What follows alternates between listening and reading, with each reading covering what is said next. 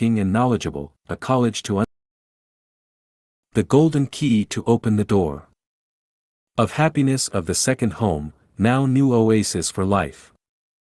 Xie Feng. May 7, 2012. Note, translated by Tongson and edited by Ailian.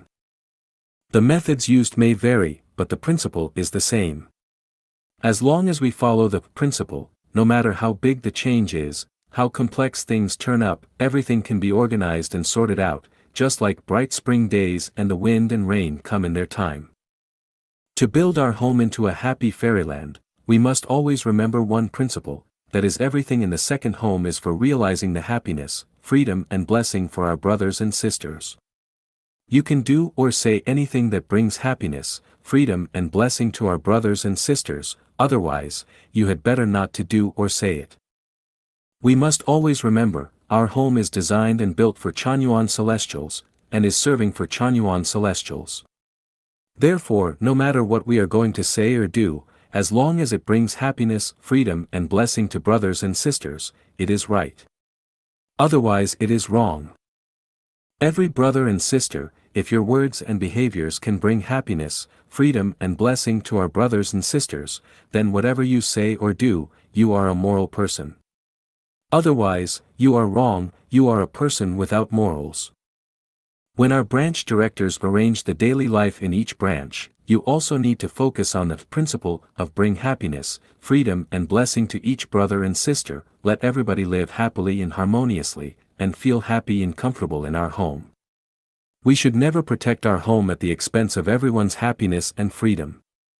At the same time, each Chanyuan Celestial who is living in the second home as a permanent resident, you also need to remember whatever you say or do, please consider the happiness and freedom of other brothers and sisters. Once what you say or do is on the price of scarifying other people, you are wrong. Don't use any excuse or reason to bring pain, anxiety, fear or troubles to other brothers and sisters. Once the head rope of a fishing net is pulled out, all its meshes open. What I am saying above is the head rope. As long as we do things around this head rope, then a fairyland is surely can be built out, and every brother and sister will live a paradise-like life in the second home. Face reality and escape from the traditional marriage and family. Xie Feng. August 2, 2009. Traditional marriage and family is a program of life that has been contacted with viruses, which can erode the sincerity, kindness, virtue, love, faith, and honesty in human character and drive us from an originally joyful, happy, free and blessed life toward the abyss of misery, anxiety, enslavement, and desperation. If we take a look at the history of mankind and the reality that we are in, and observe the status quo of marriage and family in the neighborhood, we can easily find that traditional marriage and family is the prison of human nature and the stumbling blocks that hinders man's march toward a beautiful, free and happy life. Face reality, and no longer cheat yourself. Distress will not disappear simply because you do not pay attention to it, and the maltreatment and torture of spirit and soul that you have sustained will not be relieved as a result of endurance.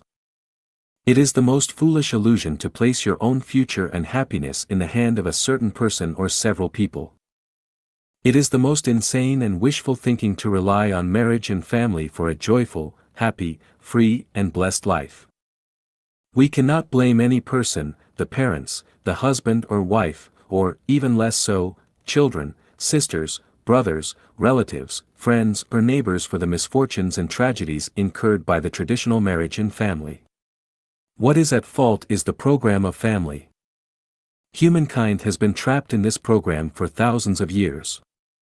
The sea of tribulations is endless, but you can find the shore if you choose to pull yourself back. It is high time that we escaped the life pattern of marriage and family and entered the new way of life. It is time to start a new life. We should not repeat the tragedies in history. Life Chanyuan has designed the new way of life for every member of mankind, which has been proved to be feasible in practice. You can obtain relevant information at the website of the Second Home, now New Oasis for Life. http://www.the2ndhome.org, English. http://www.d2jiayuan.com, Chinese. I will write an article about the new way of life of the second home, now new oasis for life. Please pay attention. How can we escape from traditional marriage and family and enter the new life in the second home? Those who are not married yet can refrain from getting married. Those who are divorced do not think of getting married for a second time. Those who have got married do not seek divorce but try to ensure that both husband and wife enter the new life in the second home. Escaping from the family does not mean escaping from your close relatives or giving up on your parents and children, or abandoning your obligations and responsibilities. Instead, escaping from the family means escaping from the traditional program of life and entering the new program of life. Anyone who has old parents to look after should show their filial piety to parents and arrange properly their parents' food, clothing, shelter, and transportation. Those who ignore their parents are not entitled to enter the second home. Those who have young children to bring up should perform their duty to raise the children. They should not incur any mental harm to the children that have not come of age. They shouldn't reduce but strengthen their care and love for their children. Those who want to escape from the traditional marriage and family should first clearly understand the malpractices of the traditional marriage and family and the misery and affliction it has caused to humankind and understand the new way of life designed by Life Achanuan. Then they must learn and build new outlook on life, value, life, and the world. In addition, they shall strive to become Chanyuan celestials in Life Achanuan through self-cultivation and self-refinement. And finally, they shall finish the relations with the human world and establish connection with celestial beings and enter the brand new life of the second home. Life Achanuan is to create 256 units of the second home. The inevitable trend of the development of human society is the unification of all methods into one general principle, and the unification of all religions and thoughts into one uniform value, and the unification of all the world. No one can hope to achieve anything if he or she gets stuck in conventions and old conservative ways. It is no longer a distant dream to make every member to have a joyful, happy, free, and blessed life, and that goal has already been partially achieved and is being gradually consolidated and perfected. Life Achanuan has already formed a theoretical system of nearly 3 million characters, and has summed up the lessons and experience from the failed attempts of utopian society, collective farm, communist community, Israel's kibbutz communist society, and Japan's socialist villages. Thus what Life Achanuan practices is no longer blind and impractical castle in the air or empty talk, but is a strategic goal for all the mankind based both theoretically and practically on the comprehensive and conscientious planning. Let's give up the impractical illusion that has been embraced for thousands of years, face the real situation of life, work hard and forge ahead, so as to finish the earthly relations as soon as possible and enter the new life in the second home. 28 activities that are not allowed in Life Achanuan. Xiefeng. April 4, 2020. Translated by Qin Yu and edited by Kayer. The new oasis for life is the model for humankind's future. It is a program designed so that the talented will be put to good use, and the whole world will be one family, and where no one will pocket anything found on the ground, and doors are not bolted at night, every place will be clear and bright, the weather will be good for harvesting, and everyone will be happy, joyous, free, and blessed. Chanyuan celestials will give formless alms by creating a new era of production and life mode for humankind. Now, through this program, Chanyuan celestials can repay accumulated debts from past lives and accumulate life wealth in heaven so as to accomplish a sublimation from mortal to immortal, and to eventually enter the 1,000-year world, the 10,000-year world, or the Elysium Celestial Islands continent. How will we realize this ideal of the talented will be put to good use, and the whole world will be one family, and achieve the goal of no one will pocket anything found on the ground, and doors are not bolted at night? How will we have green mountains, clear rivers, blue skies, fertile land, and abundant good weather for harvesting, and how will we make everyone live happy, joyous, free, and blessed lives? Traditional thinking, traditional values, and traditional ways will definitely not work. This requires new thinking, new values, and a new way. Once one becomes a Chanyuan celestial, they must completely abandon themselves, become selfless, format their own history, and discard all the understandings and concepts that they thought were right before they entered life at Chanyuan. It is not enough for them to simply detach themselves from worldly affairs and remold themselves, they also need to follow the guide's road map fully, or their ordeal will be endless and they will not survive. They must understand the truth that the wisdom of thousands of mortals combined is not as great as the vision of a single saint. No one should ever try to figure everything out before doing them, because you might not live long enough. To reach this goal, the following 28 activities are not allowed in the new oasis for life. Religious activities and rituals. Political activities and organizational rituals. Personal worship, especially the deification of Xiefeng. The hanging or posting of any personal portraits, especially those to promote Jesus Christ, Shakyamuni, Lao Tzu, Xiefeng, or any other master, bodhisattva, angels, or great prophets whom you respect. The posting of any religious doctrines, calligraphies, and paintings. Any channeling. The practice of magic and magical arts other than party tricks. Discussions about spirits, deities, fortunes, or disasters that are inconsistent with facts, science, logic, and spiritual perception. Practicing sneaky and furtive things that cannot be done in public. Insulting the head of government of any country or the leader of any nation. Disparaging any country or nationality. Exclusive fixed relationships. Celebrations of birthdays. Celebrations during festivals related to people, countries, religions, and political parties, only those that honor nature are acceptable. The consumption of wild animal meat. The harming of wild animals. Engaging in water pollution. Promoting or deifying oneself. Praying loudly in public, dishonoring Matthew 6 verse 5. Public marital and family affection. Teaching and guiding others. Introducing and disseminating the return of Jesus Christ, the new Maitreya Buddha, the Promise Mother, Lajastreemia Saint, Goddesses, Byung-Jinren, so-and-so Buddha, so-and-so Angel, so-and-so Master, and so on. Weird people who disrupt society in people's hearts and are not ordinary, honest, trustworthy, diligent, simple, and wise. Talking about ghosts. Fancy outfits outside of party times.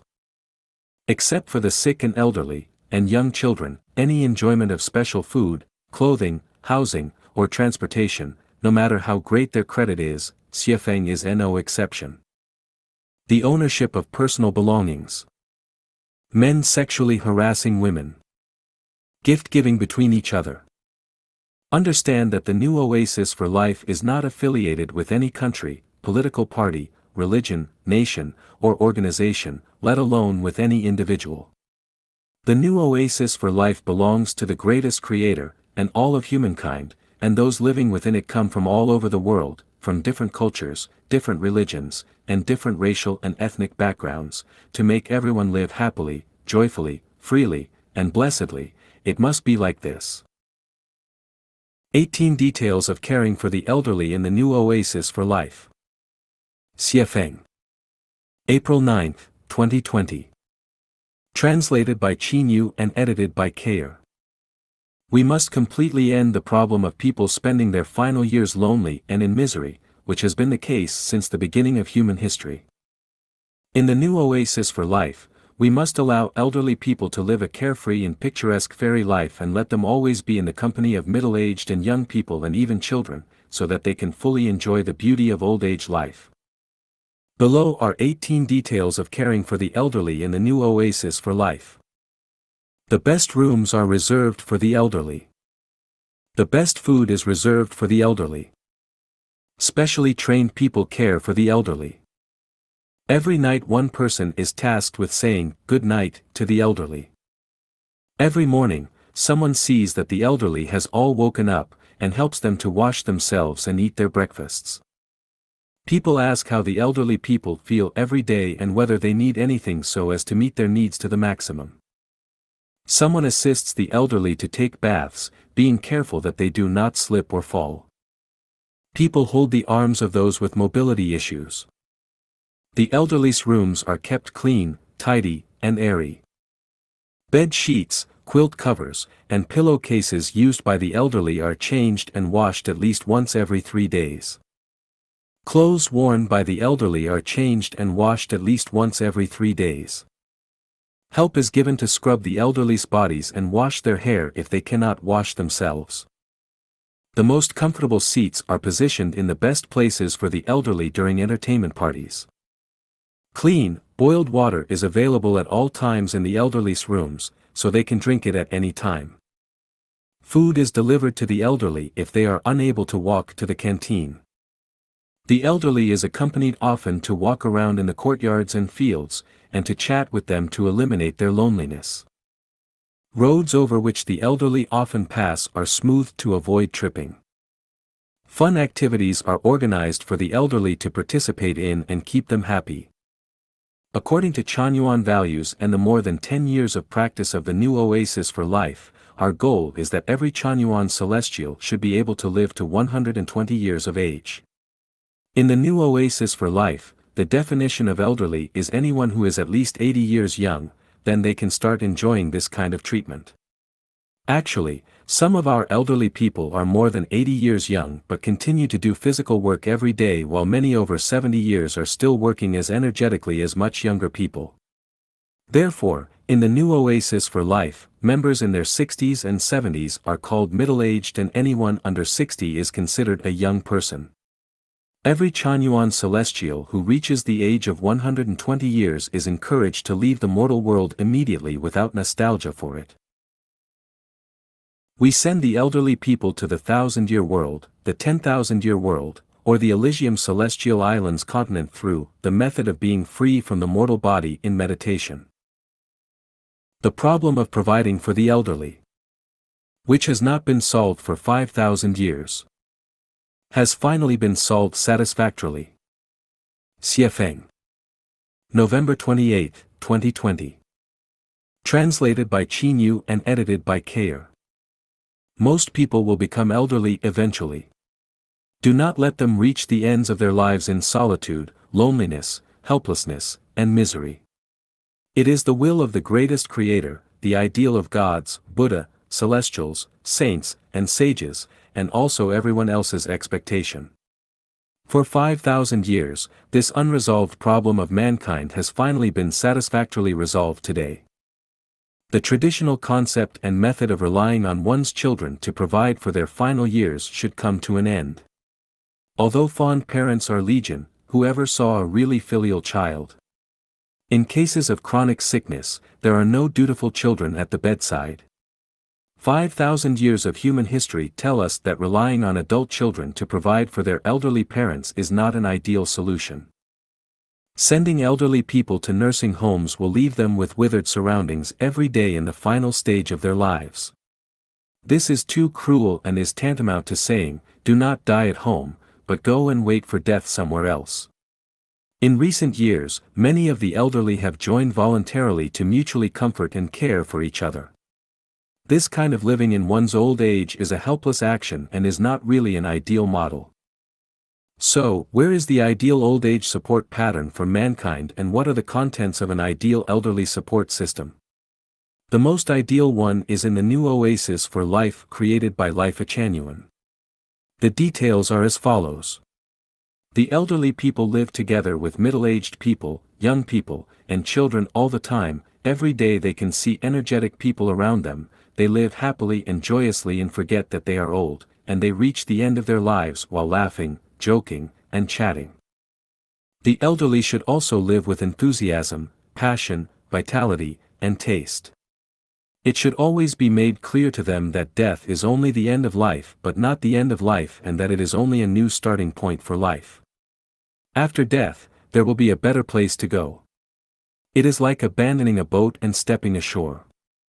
In this way, the elderly will never again fear death, but will welcome its arrival happily. Do not let the elderly die from illness, lying helplessly in bed and waiting for death. but let them decide the day of their deaths by themselves when they feel no more worries, satisfied, and their consciousnesses are very clear.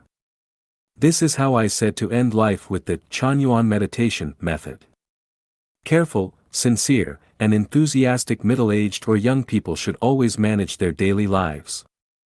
People should cook for them, prepare tea and water for them, wash their clothes, bedding, and sheets, assist in bathing them, say good morning to them when the sun rises and good night when it sets, so that they will have no worries about their futures. It has been 11 years since the new oasis for life was born on earth. 11 years of practice have proven that the above-mentioned cannot only be fully realized, but that it already has been. It is hoped that the governments of many countries will agree with our pattern of support for the elderly in the new oasis for life and its infinite merits for them that they should enjoy happily during their old age. I hope that young and middle-aged people will prepare for their old age as soon as possible and contribute their talents and financial resources to the elderly care model of the new oasis for life. Do not wait until you are old because it will be too late to consider it after the age of 60 because the new oasis for life is not a charity and the blessings that one enjoys must be accumulated by oneself. It is unfair and unjust to rely on others' dedication and sacrifices without personally accumulating one's old age care capital in advance. I hope that everyone in the world will enjoy the elderly care mode benefits of the new oasis for life. May your sunset time be more exciting than your youth or middle age. What that benefits that you can have in the Xiefeng-style communist society. Xiefeng.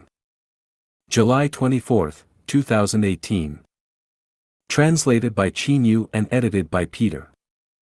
The Xiefeng-style communist society is based on the theories that are in nearly 4,000 articles. After 9 years of practice with more than 200 people participating, it has been proven to be a successful human production and life mode, which is completely different from traditional customs and standards of life. This mode can eliminate most of the crises faced by mankind, can make mankind continue to develop, and bring mankind into a new era. If you live in a Xiefeng-style communist society, you will have the following benefits. You will say goodbye to housework completely, and the endless family chores in the traditional family will never be a bother to you again. You do not have to worry about the support of your parents and the elderly. You do not have to worry about the parenting and education of your children. You no longer have to worry about your own food, clothing, shelter, transportation, birth, old age, sickness and death. It is difficult for you to get sick, and the probability of getting sick is almost zero. You will never have to worry about money again. You will have a rich emotional life, and you will not have to worry about solitude and loneliness. Every 3 years, you will be assigned to a new living environment. Your living environment will be clean, tidy, orderly, poetic, and picturesque, like a paradise. You will never commit a crime again, and you will not have to worry about going to prison. No one pesters you, no one supervises you, no one hurts you, and you are always free. If you want to live a lively life, many soul mates will accompany you. If you want peace and quiet, no one will disturb you. Someone will cook for you, and you can just go to have meals on time. After eating, someone will wash your tableware, knives, and forks. If your clothes are dirty, leave them at the laundry, someone will wash them and fold them up for you. If your room is dirty, you do not need to clean it yourself, someone will be responsible for the cleaning of it. You do not need to worry about electricity, water, internet, and other miscellaneous fees. Someone will pay for them regularly. You do not need to buy a house, there is a house for you. You do not need to buy a car, someone will solve the transportation problem for you. You do not need to worry about eating poison food, most vegetables, meat, and eggs are provided internally. You do not need to worry about your items being stolen, because there are no thieves and robbers. If you are a female, no one will come to molest you and sexually harass you, all sexual activity is strictly consensual. There are a variety of cultural entertainment and game activities that you can participate in or observe. You will have a lot of free time, you can learn and delve into the knowledge and skills that you are good at and interested in. Are these benefits enough? If you have welfare, you have obligations and responsibilities. Your obligations and responsibilities are to strictly follow the 800 values for new era human being and become a highly civilized person. We have created ideal production and life procedures for mankind. This is no longer a fantasy, but a living reality. I hope you can enjoy the above benefits in your lifetime. If you cannot, I hope your children can enjoy them. 418. 418, April 18th, opened a new chapter in human civilization. Xiefeng. April 19, 2023. Edited by Qinyu. 14 years ago today, a group of people gathered in Taiyuan, Shaanxi, China, opening the curtain on a new era of human civilization. A series of unprecedented and legendary events gradually deepened as it unfolded. Although humans still do not understand the truth of the matter, the magical number 418 will be engraved on the monument of human civilization history, becoming the spiritual energy and driving force to inspire people to continuously progress in civilization. After 14 years of summer and winter, and 4 seasons alternating, everything will dissipate into smoke and clouds. Only the new mode of production and life generated by 418 will emerge with unparalleled strength, like a vibrant sun shining on the earth, leading humans into an advanced form of civilization, turning the earth into a paradise and allowing every human born to enjoy the beauty of life. This is the shining of divine light, the crystallization of teachings from past gods, Buddhas, saints, and sages, as well as the hard work and dedication of Chanyuan celestials of life Changyuan. The mature Chanyuan celestials will be harvested and sent to the granary of heaven to enjoy the endless grace and benefits of heaven. After 14 years of practice, the new mode of production and life will present the following picture. All children are the commonwealth and treasure of humanity. The nurturing and education of children will no longer be the responsibility of parents. From weaning at 3 years old to university graduation, experienced and knowledgeable individuals with great love will take care of nurturing and educating children with the help of AI. The support of all elderly people will no longer be the responsibility of their children but will be borne by the whole society and included in the collective life of those with children, youth, and middle-aged individuals. There will be no more nursing homes, and no more independent elderly support models. As a historical form of life, marriage and family disappear, and the second home model replaces the traditional way of life. Religion fades from the historical stage, and natural Tao replaces all religious doctrines and rituals. The state, as a form of existence, has completed its historical mission. A global management model formed by strong artificial intelligence, AI, replaces the state, and humans enter an era of orderly and free migration on a global scale. Existing currencies of various countries will disappear, replaced by F-Coin. F-Coin is not a currency but a reflection of each person's personal value contribution to society. All resources belong to all humanity, and private ownership is completely eliminated. Service replaces management, and dedication will become the only standard for measuring personal character and value. From then on, theft, robbery, deception, corruption, competition, fighting, war, and other phenomena will disappear. Everyone will have something to do, food to eat, a place to live, and entertainment. Humans will enter an era of harmonious coexistence between individuals, society, and nature, with abundant material resources, rich products, and a colorful life. Currently, people are worried that robots generated by artificial intelligence will eliminate humans. I can solemnly tell everyone that this will not happen. Not only will it not happen, but robots will become the best assistants to bring benefits to humans. All of this is part of the predetermined program for human civilization to leap forward. The Creator will not let humans disappear, but instead will let humans enjoy the pleasures and eternity of life. Please be aware that the earth and humans are under the care and management of life forms that are more advanced than humans. 418 has created a brand new production and life mode that is different from traditional ones for humans. This mode represents the future living form of humans for the next 1,000 years. If you aspire to this way of life, seize the opportunity to learn about and enter this form. If you are not interested in this form, then continue with your current way of life, but you will only become more anxious, disappointed, and hopeless. Embracing the new way of life is the best life choice in today's era. The cultural aspects of the beauty of Life Achanuan's community life. Siafeng. October 9, 2023. Ait by Chinyu. Culture is the nourishment of the soul. The kind of culture one is exposed to shapes one's soul.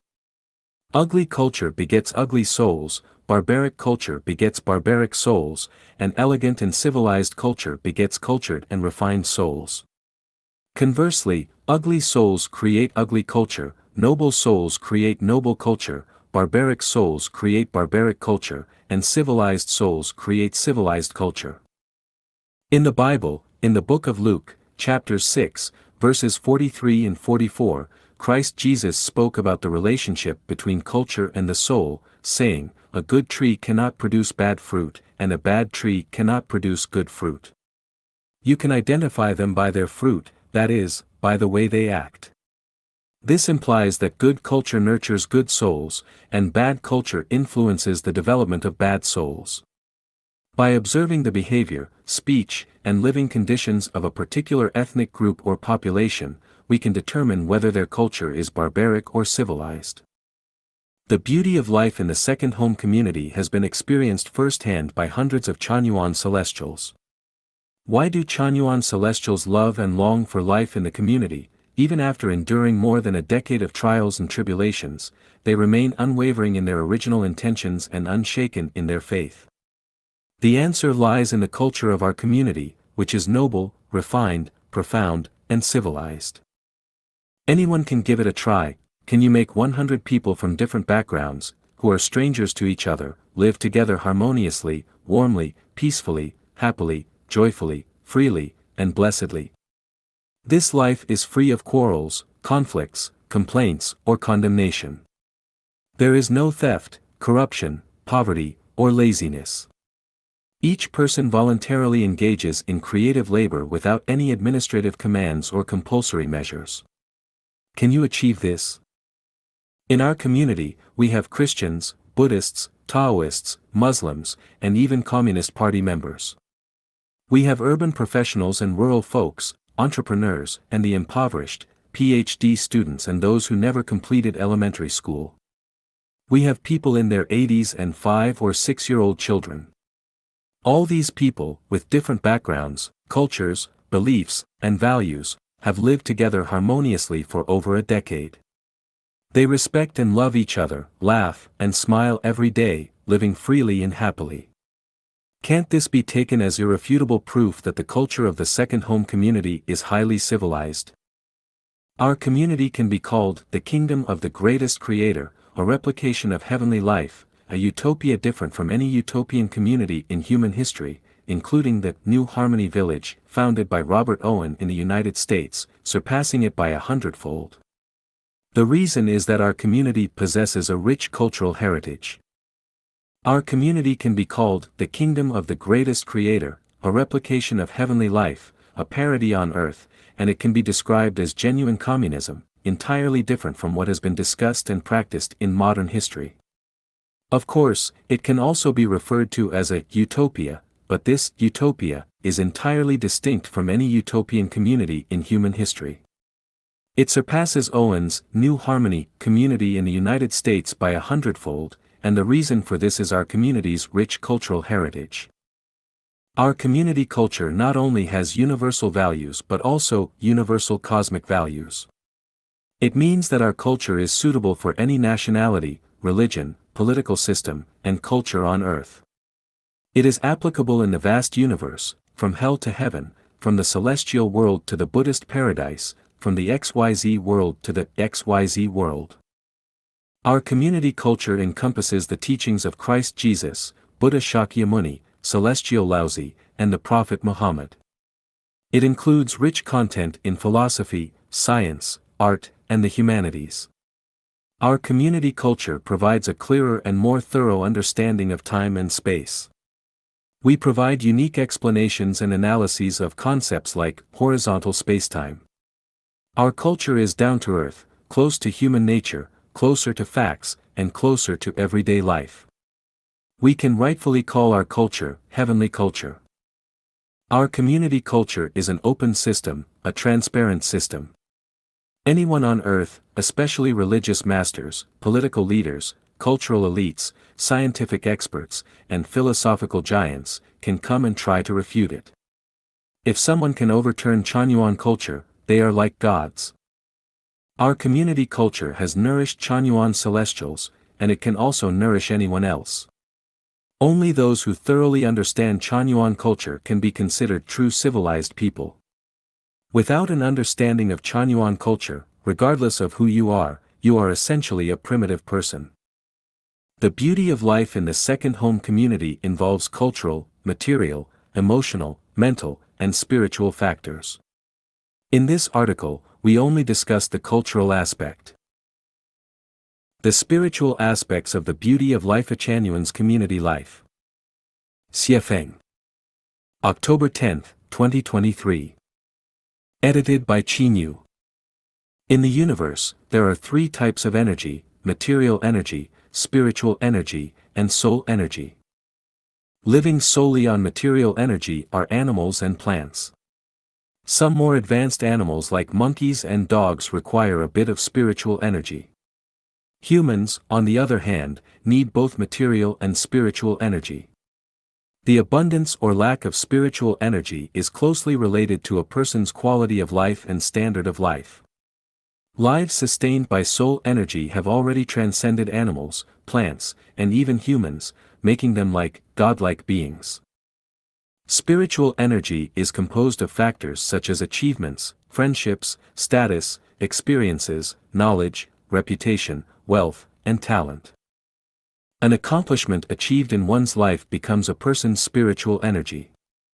Ah Q often said, "My ancestors were well off, despite his own poverty and destitution."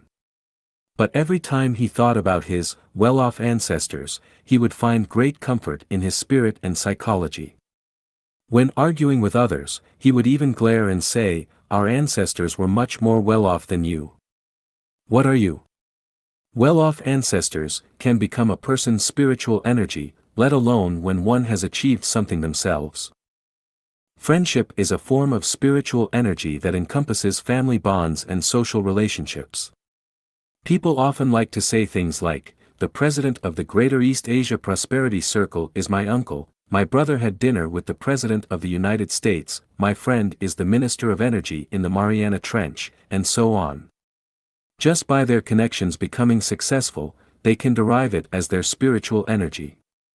Even without such connections, as long as one has a few close friends, a couple of acquaintances, and a few kindred spirits, these can all become a type of spiritual energy. Why do people go to great lengths to hold positions of authority and leadership? Because these positions are symbolic of status. Holding office is not merely for wealth, more importantly, it offers a form of spiritual energy. Observe someone who holds a modest position, like a minor government official. Their demeanor is noticeably different, as is their mental state. They often display a sense of superiority, especially when they are among subordinates, because an official position symbolizes one's status, which, in turn, contributes to their spiritual energy. I've consumed more salt than you've eaten rice, and I've crossed more bridges than you've walked roads. Why do people boast about the salt they've eaten and the bridges they've crossed? Because life experience is a form of spiritual energy. Some individuals remain calm, serene, and unperturbed in their composure, unmoved even if Mount Tai were to crumble before them.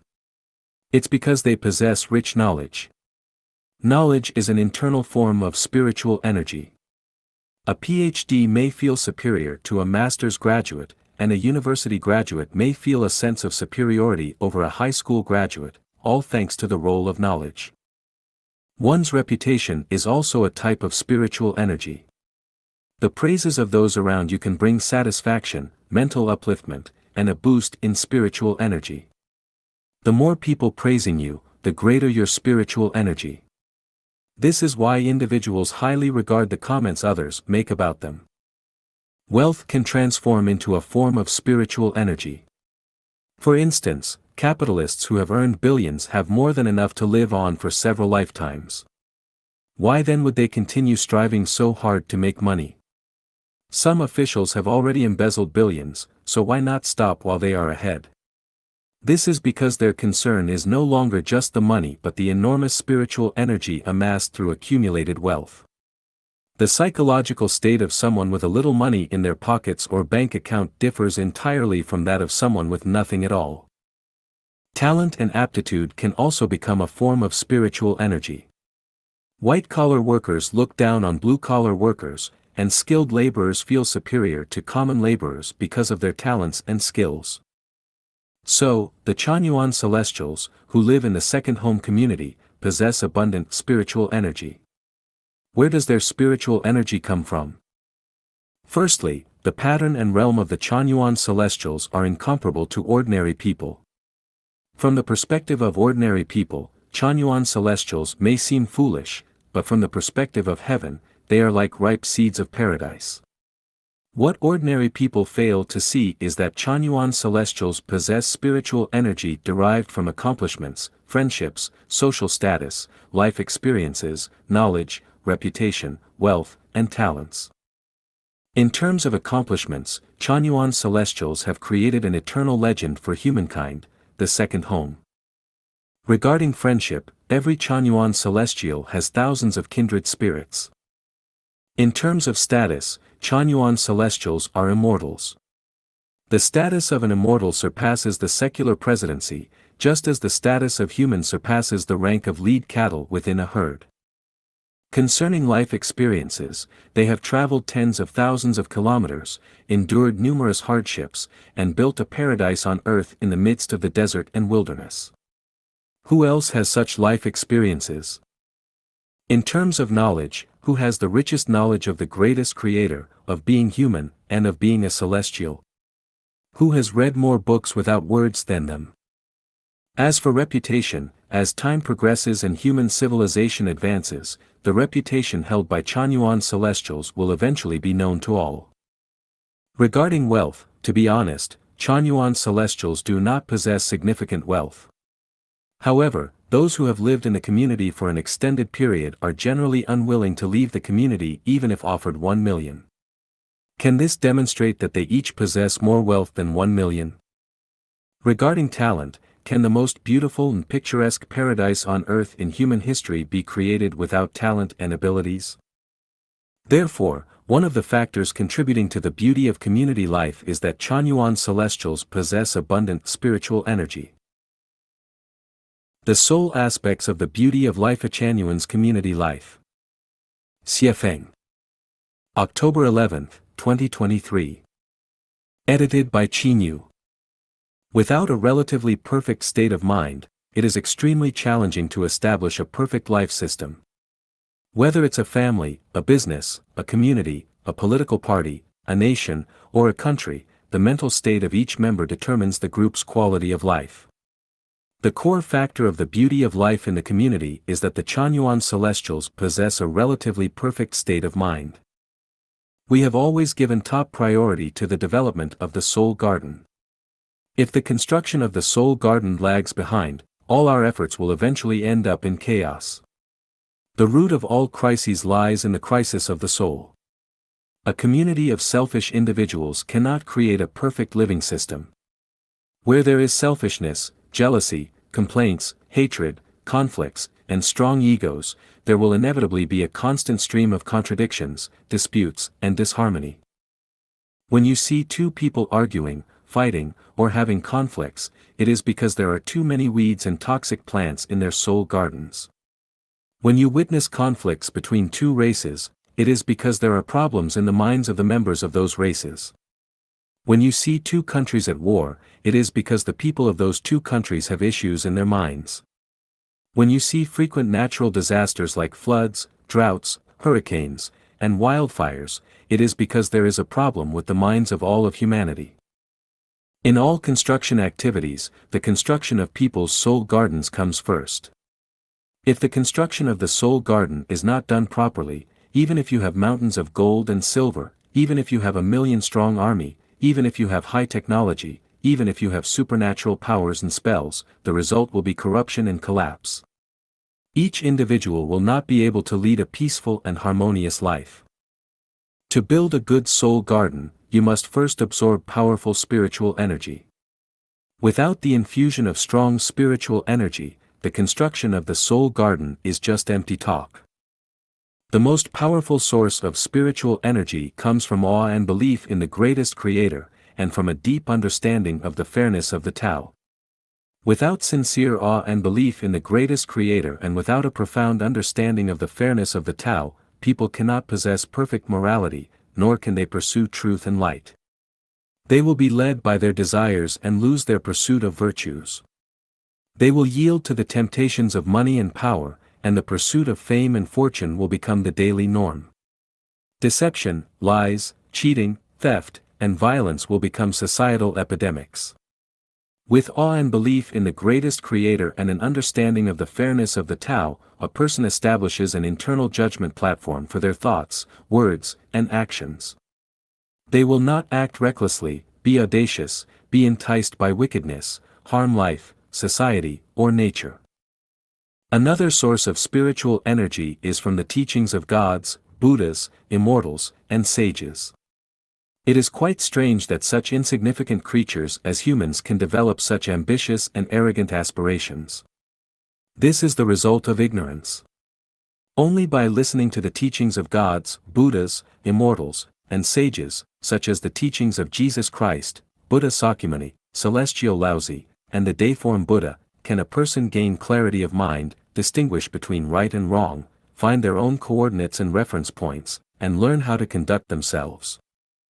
The third source of spiritual energy comes from a deep understanding of the law of causality and the law that the sum of positive and negative energy equals zero. Understanding what causes what and knowing that the effort equals the gain, one's life will be dedicated to truth, goodness, beauty, love, faith, honesty, diligence, and harmony.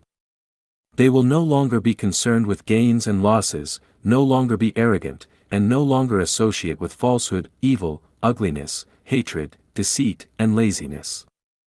They will entrust their life and future to the management of the Tao. Lead a life of no regrets, no resentment, and no hatred, maintaining inner peace. Take things as they are, follow natural come-and-go relations, act in accordance with one's intrinsic nature, seize opportunities as they arise, and approach the future with confidence.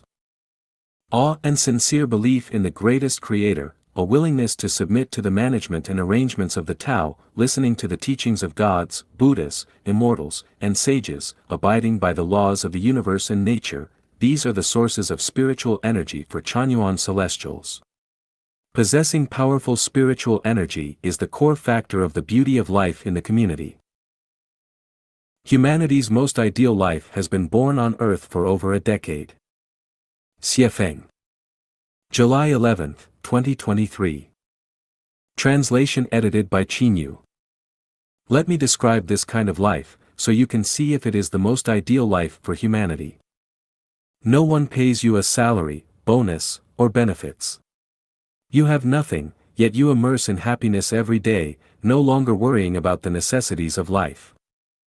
No one supervises you, everything is up to you.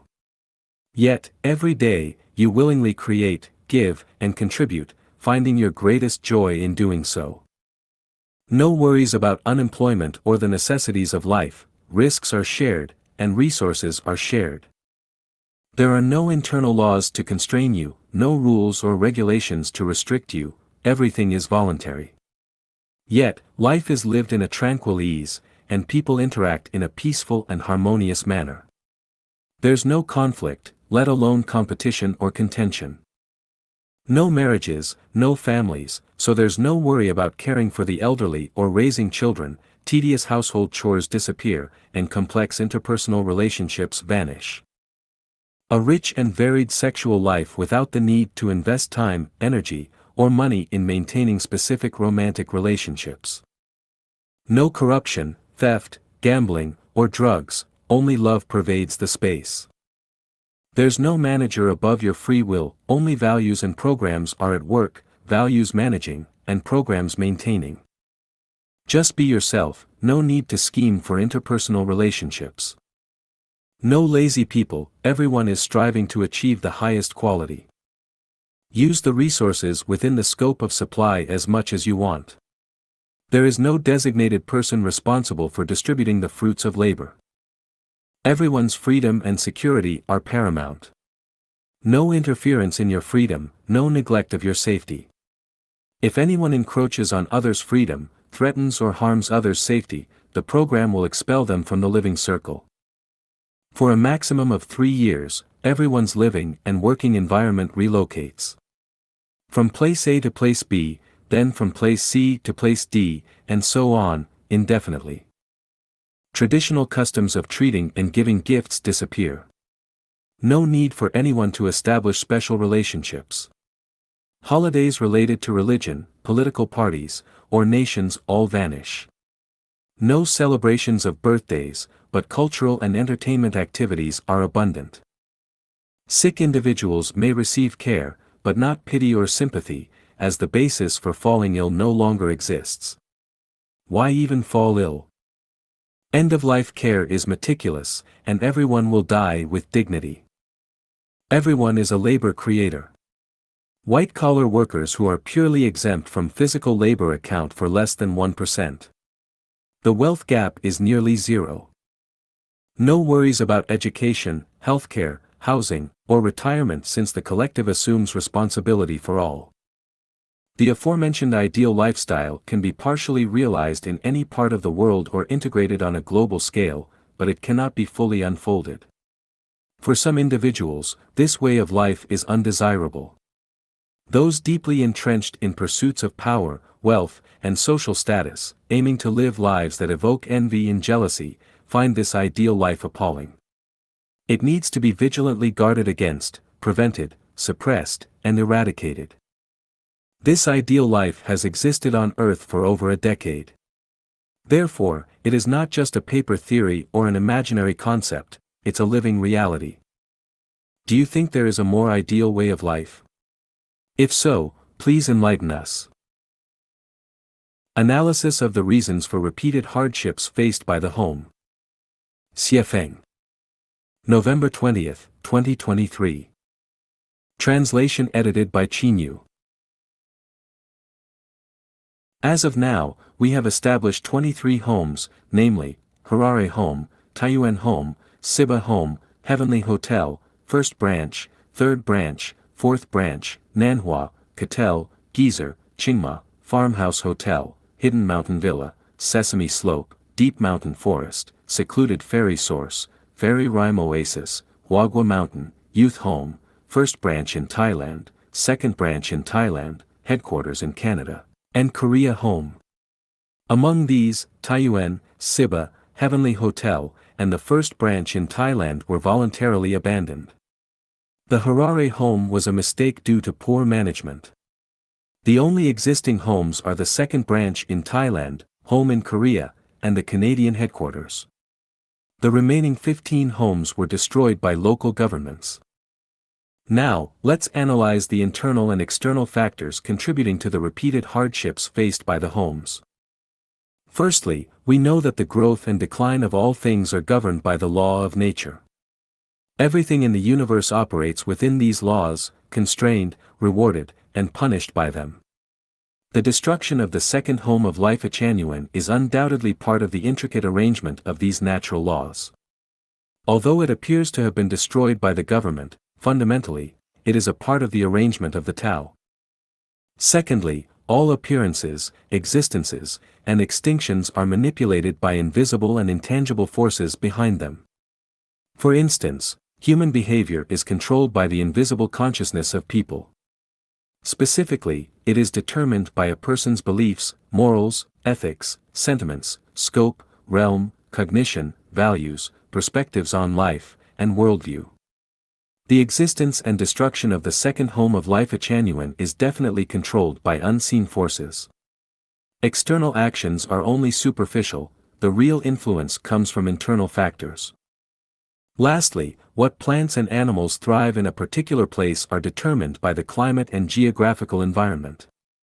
What social forms a place will take are determined by its cultural factors. For example, while the second home of Life-Chanuan can thrive and develop in Thailand and Canada, it cannot survive in China due to the political and cultural environment of China. Thus, we can roughly identify several main factors contributing to the destruction of our homes. The collective karma of the Chinese nation temporarily disqualifies it from experiencing the beauty of the second home. Exceptionally beautiful experiences are reserved for lives that embody extraordinary qualities. Although there are many extraordinary lives on Chinese soil, overall, the Chinese people are currently not qualified or fortunate enough to experience extraordinary things. Therefore, when extraordinary things appear in this land, they are annihilated in their infancy. The Life-Chanuan members who once lived in the second home have personally experienced the unparalleled beauty of home life. Even in its relatively primitive state, the second home's condition was enough to captivate everyone, making them unwilling to return to traditional life. Once the home program is perfected and the environment is built as envisioned, life in the second home will be scarcely different from life in the lowest level of heaven. Hence, we must deeply reflect, are the life qualities of Chanyuan celestials sufficient to qualify for and meet the standards of enjoying life in such an exquisite home? Therefore, the initial construction of most homes went smoothly. However, as the homes became more and more beautiful, Chanyuan celestials were expelled. Thus, we must ask ourselves, am I qualified to enjoy home life? Have I resolved my karmic entanglements? Have I repaid my debts? Do I no longer have any selfishness? Have I relinquished my attachments? Can I live harmoniously with my brothers and sisters? Have I strictly followed the guide's roadmap? When fate wants to destroy something, it first drives it to madness. When fate wants something to prosper, it first causes it to suffer. Numerous historical events have proven this point. Judging from this, the repeated hardships faced by the homes are meant to cultivate our resilience and strength. It is foreseeable that the second home of Life-Chanuan will surely prosper. I have complete confidence that the second home will prosper and develop.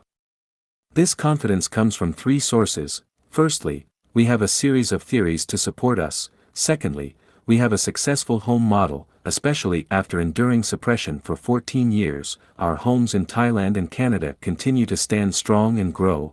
Finally, we have a group of Chanyuan celestials who, despite long-term suffering, remain unwavering in their original intentions and are becoming increasingly resilient.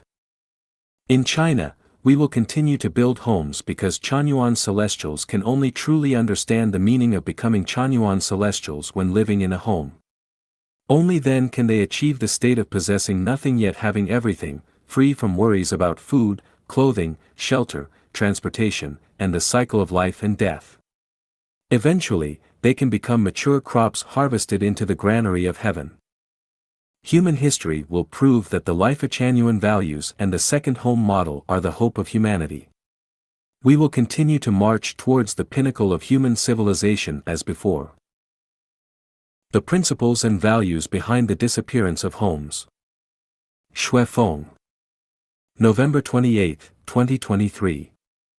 Translation edited by Qinyu. 1 minute on stage, 10 years of hard work off stage. The annual moment of fame for Nobel Prize winners takes only a few minutes, yet it conceals years, even decades, of quiet research, contemplation, and exploration. It is said that Edison experimented with 1,600 materials before successfully inventing the light bulb.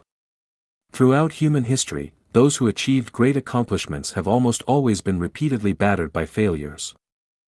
When we examine the histories of Judaism, Christianity, and Buddhism, we find that in their developmental histories, they suffered numerous destructive setbacks. For instance, Buddhism in Chinese history experienced 5 periods of extinction. Considering recent suppression, it faced at least 6 destructive oppressions. Every spectacular transformation in an individual or a cause is forged through blood, tears, and is brewed from pain. We witnessed the beautiful butterfly dancing in the flowers, yet it emerged from the metamorphosis of a crawling caterpillar. The transformation from a caterpillar to a butterfly is an extremely arduous and painful process. I have long observed the growth process of silkworms and the transformation of silkworm pupae into moths. Each molt and metamorphosis is a test of life and death and a heart-wrenching split. From the perspective of Tai Chi principles, darkness and light coexist, shame and honor are shared, failure and success are twins, pain and joy are intertwined. To enter the light, one must go through darkness; to gain honor, one must face shame. Without experiencing failure, success is nearly impossible; to enjoy joy, one must endure pain. 11 seasons have come and gone, green hills remain, how many sunsets have glowed red. The 15 picturesque paradises we painstakingly built with our sweat and toil have suffered destructive blows. Through 10+ springs and autumns, 10+ instances of wind, frost, and snow, we have committed no wrongdoing. Why then must we endure such devastation? What is the reason behind it? The answer is, this is a consequence of the objective laws of development, a process and price that must be paid. Without experiencing darkness, where would the light come from? Without setbacks, where would tranquility arise? Without paying the price, where would blessings come from? The book Kai Gen Tan says, when heaven is about to inflict misfortune upon people, it first treats them with small blessings. Therefore, one should not rejoice excessively when blessed, but rather consider if they can endure it. When heaven is about to confer blessings upon people, it first admonishes them with slight misfortunes. Hence, don't overly worry when misfortune arrives, but consider if they can be rescued.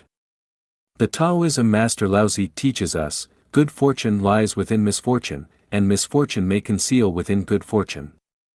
The proverb, "The old man at the frontier lost his horse," illustrates the uncertainty of fate.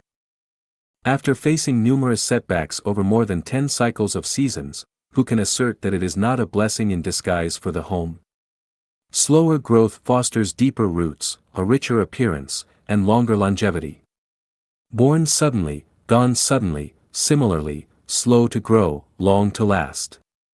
The longer the lifespan of something, the more setbacks and hardships it endures, and its growth proceeds more gradually. The lifespan of the Life-Echanuan era is 1,000 years. This is a lengthy process, making it longer than the existence of any other thing in human history. Thus, according to the principles of the objective laws of development, the setbacks and blows experienced by Life-Echanuan have yet to be enough. We must be psychologically prepared to accept more challenges. However, we explicitly understand that it's due to enduring over a decade of hardships that we've realized the value of Life-Echanuan, acknowledging the remarkable power and vitality of the second home's innovative modes of living and production. If we hadn't faced these trials, it would signify that what we're engaged in and the path we're following align with outdated, lifeless cultures and systems, destined to disappear swiftly, much like horse-drawn carriages when automobiles arrived. So, fellow Chanyuan Celestials, although we are facing difficulties now, the future of Life-Echanuan is undoubtedly bright and glorious. Our wishes will undoubtedly be fulfilled, our aspirations will certainly come true. Anahim Lake, the holy pilgrimage site of Life-Echanuan. Xiefeng. Translation edited by Qinyu. Anahim, an indigenous name, means the beginning of creation, which can be translated as the dawn of creation or the origin of creation. Anahim Lake is situated in the 25,000 square kilometer Chilcotin Wilderness area. To the north of the lake lies vast, pristine forest. To the west, the rolling coastal mountain range. To the south, scattered wooden houses of the indigenous people. To the east, there is wild and untamed wilderness. Anahim Lake covers an area of 5.8 square kilometers. Its surface is clear, with sparkling waters and waterfowl playing joyfully. In the distance, the continuous coastal mountains are clearly visible, with towering snow-capped peaks. Being at Anahim Lake, one can merge with nature. Escaping the clamor of the world, isolated from worldly temptations and sorrows. It is both a place for calming the mind and refining one's nature, as well as a place to experience the sacred spirit of nature. The resort of Life Achanuan, covering nearly 8 hectares, is located on the shore of Anaheim Lake.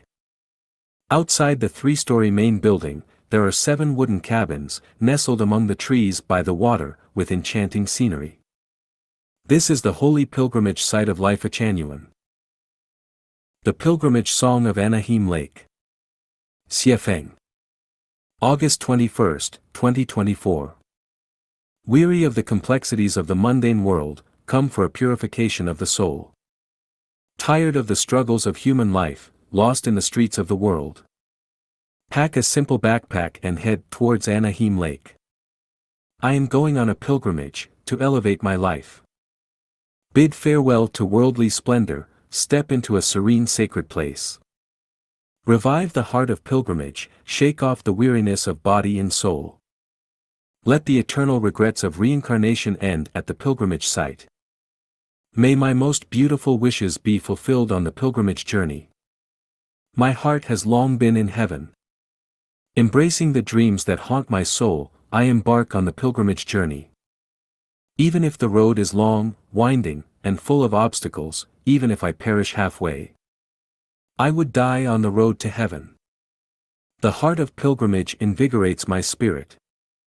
The belief in pilgrimage doubles my courage.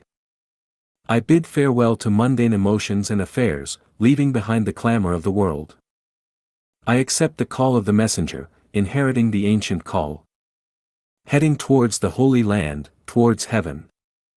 Let my life become a rainbow flashing across the sky. Let my life become a light piercing the boundless darkness. With my pilgrimage faith, with my steadfast spirit, I will compose a brilliant chapter of life, emitting the unparalleled radiance of life. Modernize streamlined production and the life pattern of the second home, now new oasis for life. Shuefeng. September 16, 2011.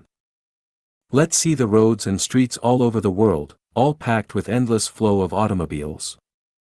I have a question, where do so many vehicles come from? The answer, they come from the production line of modern automobile manufacturers. Now a new car can flow out from the streamline of a large enterprise every several minutes. Or possibly a car can be produced in only 1 minute. Before the adoption of streamline, Ford Company spent 12 hours 28 minutes in assembling one T-model automobile in small workshops. After the introduction of streamline, the time was reduced to 8 seconds for each automobile, and the efficiency of manufacture increased by 44.88 times. The cost of production was reduced by nearly 50%. A small workshop can make only 12 automobiles in 1 year, but the streamline can produce nearly 100,000 automobiles in 1 year. This shows how great the power of streamline production is. What is the streamline production? Streamline production works by dividing a whole manufacturing process into different separate procedures, each handled by a specific person, and forming a complete finished product at the terminal of the production line. The workers on the streamline are only adept at the procedure they are doing but know almost nothing about how other procedures are conducted or how the entire product is manufactured. Thus, workers attending the streamline are all technical experts and elites. The advantage of streamline production is the greatly reduced cost of production, the greatly increased product performance and quality, and the greatly promoted production speed and efficiency. Now a very ordinary car sells at only 30,000 RMB in China. With the traditional method of production in a small workshop, it will be impossible to produce such a car at this price. Now streamline production has been employed to manufacture all kinds of machines and equipments, cars, computers, or mobile phones. The traditional method of production in small workshops has long been eliminated. Because of high cost, low efficiency, and poor quality, the production methods of small workshops can no longer meet the requirement of the market. Accordingly, we can figure out which is the best way of life for mankind, the small workshop type of life or the streamline type of life. Let's make a comparison. The small workshop type of life is represented by the huge number of small families that live according to traditional customs, while the streamlined type of life is the life pattern of the second home in life a genuine. In the traditional life of small workshop type of family, each adult must be an all-rounder and must do many things, like purchase, processing, production, cleaning, washing, looking after old people and children, reciprocating courtesy, dealing with people outside the family, and so on. For example, after getting up in the morning, a housewife in a rural area will first do cleaning, cook breakfast, take care of children and elderly people, then she will make haste to go to work in the field. After returning from the work in the field, she will pick up vegetables in the garden, wash the vegetable and cook the lunch, wash the cauldron and clean the stove, and after a short break she will hurry again to the work in the field, and after returning from the work outside she will go on to cook the dinner and wash clothes. These are only routine tasks. In addition, she has to feed chickens and pigs, and should take care of children or old people if they fall ill. A housewife in the city is even more busy than her counterpart in the countryside if she has a job or a small business. They live in this way day after day and year after year. What are the effects? Women living in hundreds of millions of small families are busily occupied in family affairs and do not have much time of leisure. Not many people can have an efficient and leisurely life. In the streamlined type of life in the second home, each person is engaged only in one job. Some will only take charge of cooking, some will only take charge of washing clothes, some will specialize in purchase, some in cleaning, some in looking after children, some in working in fields, some in repairing, some in dealing with the outside world, and so on. Everyone does a job that he or she likes. As a result, the efficiency is increased, the cost is lowered, and leisure time is increased, and the feeling and mood becomes more peaceful and calmer. Strictly speaking, in the small workshop type of life, everyone is rushing about to make a living, while in the streamlined type of life in the second home everyone is playing games for a life. Without the invention and application of the great streamlined type of production, it would be impossible for us to enjoy everything that we have today, it would be impossible for mankind to have a brighter future, and it would be impossible for mankind to enter the highly civilized society and times. Anyone who does not embrace streamlined production will be eliminated, and any production and lifestyle that does not embrace streamline will be eliminated. The conclusion is that the small workshop types of production will inevitably be eliminated and replaced by streamlined type of production. And the small workshop type of family life will inevitably be eliminated and be replaced by the streamlined type of the life of the second home. This is an unavoidable historical development.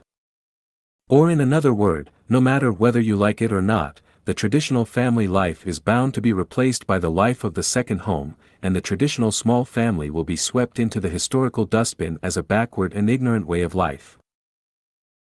The humanitarian strategy of the second home, now new oasis for life, the care for the old. Xie Feng. February 9, 2010. One of the greatest worries of life is the lack of support and care and the fear of loneliness and solitude at the old age.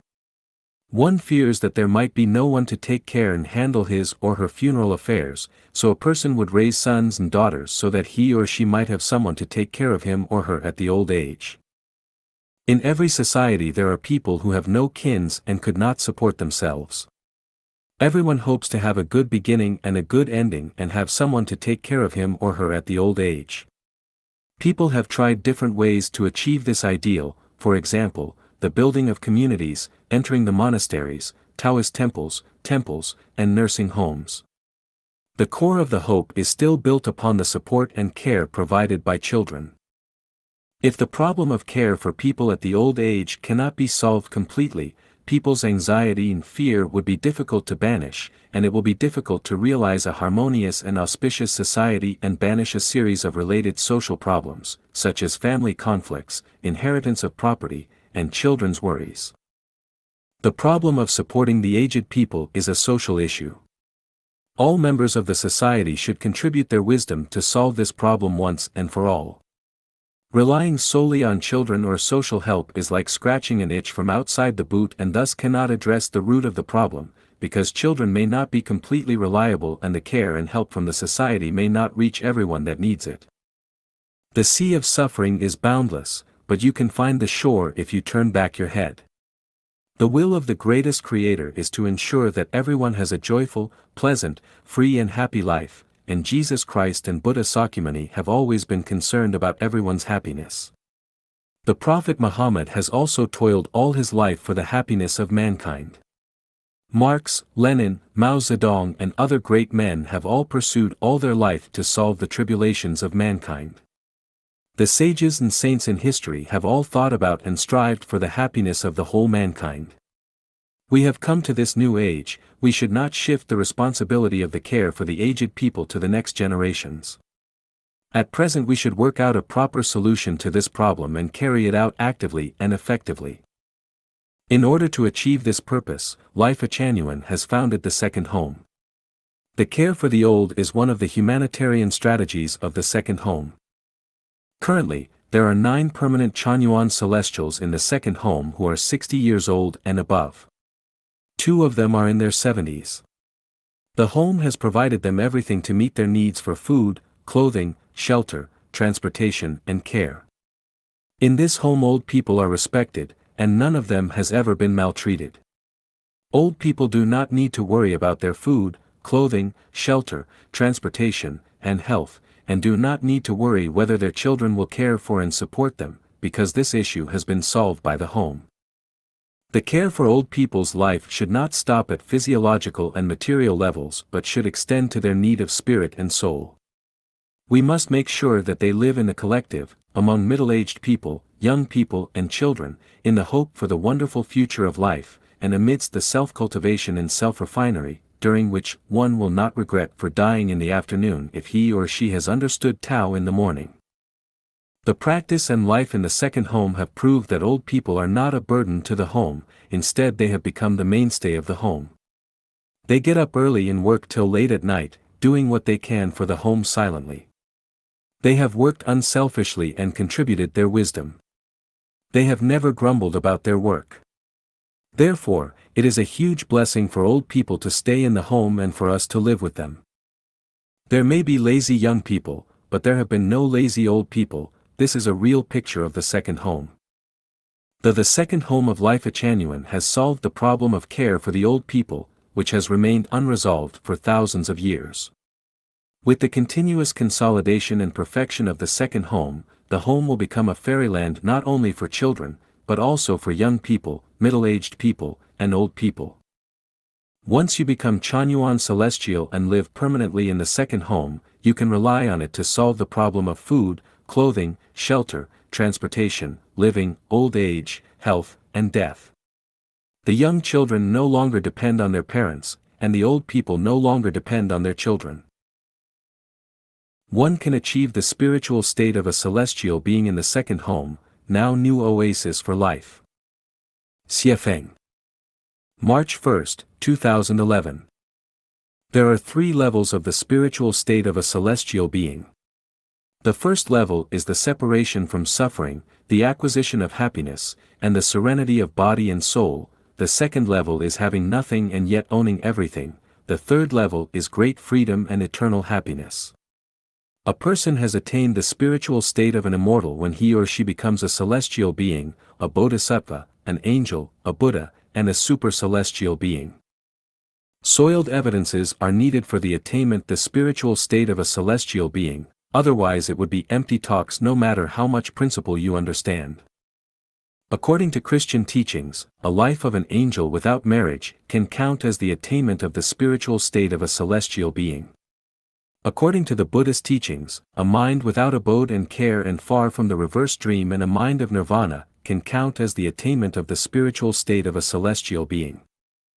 A person can be said to have become a celestial being, a bodhisattva, an angel, and a Buddha, who has attained the spiritual state of a celestial being, as long as he or she does not marry but lives like an angel, as long as he has no care and does not confine his mind to a certain abode, as long as he or she is far from suffering, is close to happiness and serene mind, as long as he or she owns nothing and yet has everything, as long as he is free and forever happy, no matter whether he or she Understands the teachings of Christianity, Buddhism or Taoism, no matter which religion he or she is cultivating, and no matter whether he or she understand the principles or whether he or she is learned or not.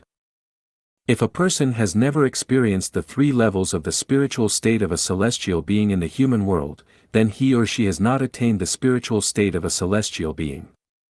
After he or she dies, departs the human world, he or she will not be able to go to the paradise. The state of consciousness a person is in at the time of death will decide the world he is going to after the death, just like a fax. You cannot achieve after death what you have failed to achieve when you are alive. You will feel pain after death if you have felt it in your lifetime. If you have not attained the spiritual state of a celestial being, it would be impossible for you to achieve it after death. The information and code of gene will decide everything for the future life. It would be self-deceiving to think that those who have had profound cultivation but failed to experience the life in paradise in their lifetime will go to the paradise after death. It can thus be known that if you cannot attain the spiritual state of a celestial being in the secular world and experience the life in paradise, then you may live the life of a single but yet cannot be like an angel. You can have nothing, but you cannot achieve the state of having everything. You can have money and position, but you cannot make yourself free of care and abode. It can thus be said that we cannot attain the spiritual state of a celestial being and go to the heavenly kingdom as long as we are still living in marriage and family, as long as we are still possessing something, as long as we are still worried about food, clothing, shelter, transportation, living, old age, illness, and death, as long as we are depressed and have not obtained full freedom of sex. Sea water is bitter and salty, the more you drink it, the thirstier you will become. To satisfy our thirst, we must drink fresh water. The latrines reek of disgusting smells. If you want to have fragrant air, go to live in a place of fragrant flowers and twittering birds. The secular society is a place for mortals. If you want to become a celestial being, an angel, and a Buddha, you must shake off the bondage of the secular world and go to live in the fairyland where the nature of origin is in full bloom. Then in what place on the earth can the nature of origin blossom? Can people be free of the bondage of the secular world and need not worry about food, clothing, shelter, transportation, living, old age, illness, and death, and can people remain unmarried and live like an angel and own nothing but have everything? Answer: in the world of today, neither utopian community, nor communist communities, temples, monasteries, Taoist temples, nor mind-calming places are the ideal venues for the attainment of the spiritual state of a celestial being. The best place is the second home of Life Echanuan. This is not an advertisement for Life Echanuan, nor is it a religious complex for Life Echanuan, nor is it a bewitching phrase to instigate people to enter the second home, nor is it a hypocritical sermon to cheat people engaged in self-refinery and self-cultivation. It is a fact.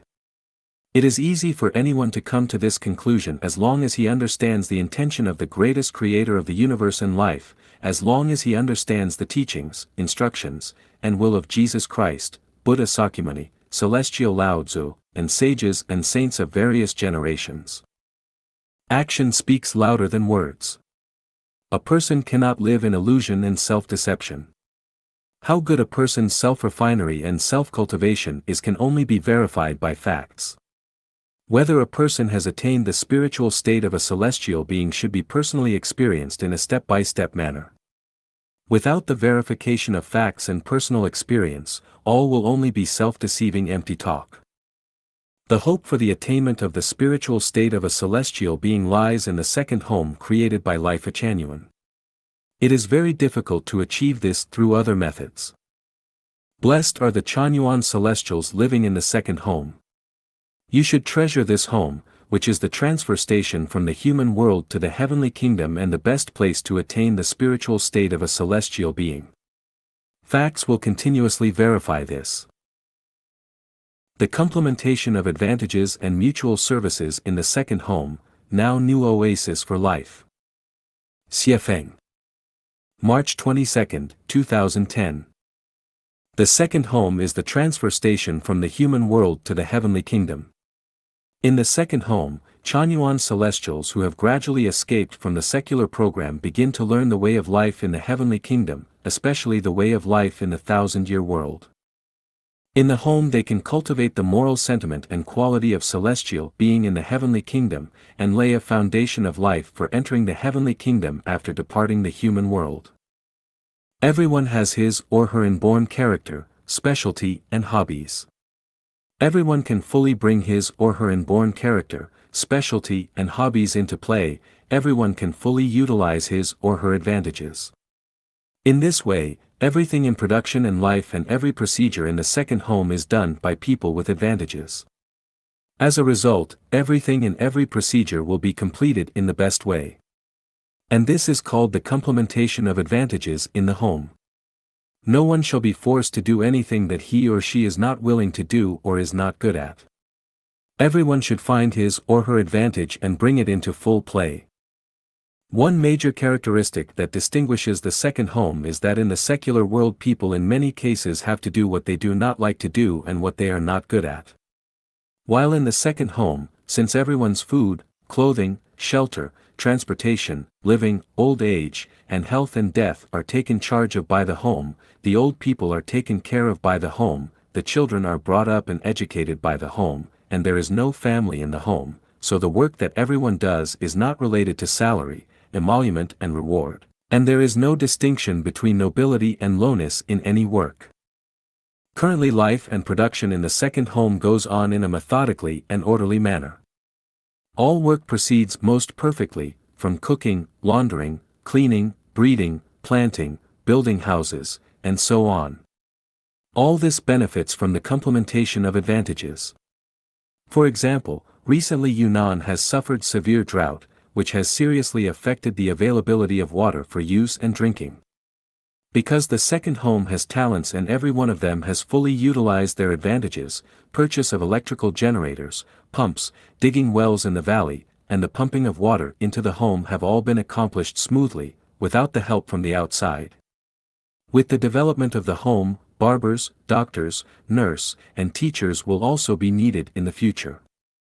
Thus, a community resembling the village of thousand-year world is completely established. In addition to the complementation of advantages, another characteristic of the second home that distinguishes it from the secular life is the mutual services provided by Chanyuan celestials to each other. Since they all follow the same values, which conforms to Lao Tzu's teaching of embracing the one as the model of world, every Chanyuan celestial can fully utilize his or her specialty to serve the home. In addition, there is no contention for power, position, honor, interest, and benefit in the home. The mutual services between Chanyuan celestials are thus different in nature from the mutual service in the secular program.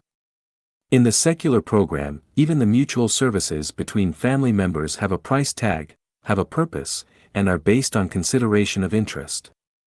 That is to say, they owe each other a debt. Emotional debt is also a kind of debt. However, in the second home, the mutual service does not involve owing debt to each other. Each does his or her share of work. As a result, everyone is free from spiritual and psychological burdens and can live a life of ease. All that accompanies life is pleasure and happiness. In the second home, everyone is only responsible for the greatest creator and for themselves. Everything they do is to accomplish their cultivation. Here people don't ascribe to the value that, I do this for the good of the home and all people. No one should lecture anyone about high-sounding principle, and should not try to impose his or her own life outlook and values on others. Everyone shall abide by 800 values for new era human being. Everyone shall focus on perfecting themselves, and practice the principle that, I don't offer help if no one asks for it, and I will immediately give a hand if someone turns to me for assistance, and that, I don't mind the troubles of other people, I don't concern other people's business. These values come from the consciousness of celestial being in the heavenly kingdom, and have provided fundamental guarantee that life at Chanyuan does not evolve into a religious or political organization.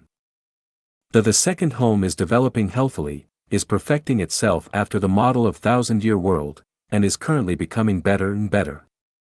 More than 60 people from different areas are living in peace and harmony, there have never been cases of contradictions, conflicts, and everything goes on in perfect order. This has proved that the values of Life Genuine is correct, reasonable and insightful. If we adhere to the values, fully utilize our own advantages, serve each other, we can be guaranteed the joy, happiness, freedom, and blessing, and we will certainly marching toward the 1,000-year world, 10,000-year world, and celestial island continent of the Elysium world. Holographic management: whoever advances the proposal will be responsible for the proposal. Xie Feng. August 16, 2009. It is easy and simple to make a proposal, but not so easy and simple to put it into practice. A good proposal is comparable to the fulcrum of a lever stick, with which a small weight can exercise great impact and bring about countless profits. A bad idea, on the other hand, can disturb one's thread of thought, can make one weighed down with work, and can cause the collapse of the whole collective or the whole cause. Life Genuine does not adopt democratic management system, instead it adopts holographic management system. Each affair, be it small or big, shall be taken charge of by one person only. The person in charge of the affair employs superhuman philosophy, namely, either what you say counts or what I say counts. If what I say counts, then you listen to me, and I will be responsible for all consequences and faults. If what you say counts, then I listen to you, and you will be responsible for all consequences and faults. There is no room for compromise. Cut down all useless affairs, useless talks, and useless actions. All affairs for which you cannot undertake responsibility are useless affairs, all talks for which you cannot undertake responsibility are useless talks, and all actions for which you cannot undertake responsibility are useless actions. Therefore, anyone who puts forward a proposal must first of all clearly understand that he can shoulder the corresponding responsibility for the proposal. If he cannot measure up to the proposal and is not willing to shoulder the responsibility, then his proposal can only amount to useless talks and useless actions, no matter how good your proposal might be. Everyone has his own set of thinking. The thinking of the specific responsible person is most practical. When doing things, one should follow his own thinking, only in this way can he have a control of the overall situation and a definite goal in view. If he lets himself led blindly by others' proposals, he will easily lose his way, wobble in his actions, shift his responsibility onto others, and neglect his duty. Hence, when someone has undertaken certain responsibility and is going all out for its performance, others had better cooperate actively instead of only putting forward ideas and suggestions. Those who speculate to secure personal gains are inclined to only offer suggestions and are not willing to do practical things. Those who shy away from hard tasks and responsibility are only engaged in bragging and boasting. They are called sponger in the history of China. They make use of their wits to earn a living. Chief of Staff, Commissar, and Idea Man all belong to this category. They need not take responsibility if they have messed things up, and the worst scenario is that they just resign and walk away. If things go smoothly and succeed, they simply try various means to claim credit for the success and secure personal promotion. If the world is plagued with such kind of people, more and more people will become experts of speculation for personal gains, more and more people will excel in hypocrisy, cheating, scheming, and power struggle. These people will make trouble out of nothing and bring calamity to the people and the country. All those who like to make proposal but cannot put it into practice themselves are mostly people who have no practical capabilities and are unwilling to engage in practical actions but want to show off their wits and secure glories for themselves. People of this kind are superficial, frivolous, and empty. They will only be friends of good time and will not offer help when someone is really in need of it. They would not forge forward step by step, instead they want to have a meteoric rise and become the center of power. People who are brave to take up responsibility generally don't put forward ideas or suggestions, instead, they simply say, "I will do this." People who do not want to do anything practical but want to intervene in it are those who bring ruin to the matter instead of contributing to the success of it. Life Genuine is to usher in the age of Life Genuine for mankind, so it must pioneer a new pattern of management for mankind. It should reduce useless talk and action to the greatest extent, and arrange to the front line of production those people who put up a boastful appearance but don't do any practical thing, who only talk rubbish and engage in speculation to secure personal gains, and who only want to flaunt themselves. Every member shall be involved in a specific task, and the nature of such tasks must be strictly limited to the creation of spiritual, soul and material wealth. Otherwise, he or she is just making rubbish, virus, and disaster.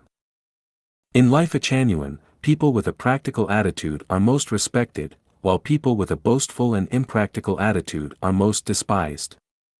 How much value you have is not decided by what you say but by what you do. Life genuine does not refuse proposal, but the person that makes the proposal must take the charge and be responsible for what he has proposed. In this way, the person who puts forward the proposal will be one whose words are consistent with his actions, and the one who acts and thinks in one and the same way, and the one who has a noble character and is willing to make contributions. Life genuine will carry on the great cause of unifying all thoughts and all methods and initiating the period of life genuine for mankind. What we are doing is vast and endless. As long as you are willing, every one can most fully bring his or her talent into play. Our approach to proposal is that whoever makes the proposal shall be responsible for it. Holographic management, everyone can show his special feats just like 8 Chinese immortals crossing the sea. Xie Feng. May 17, 2009.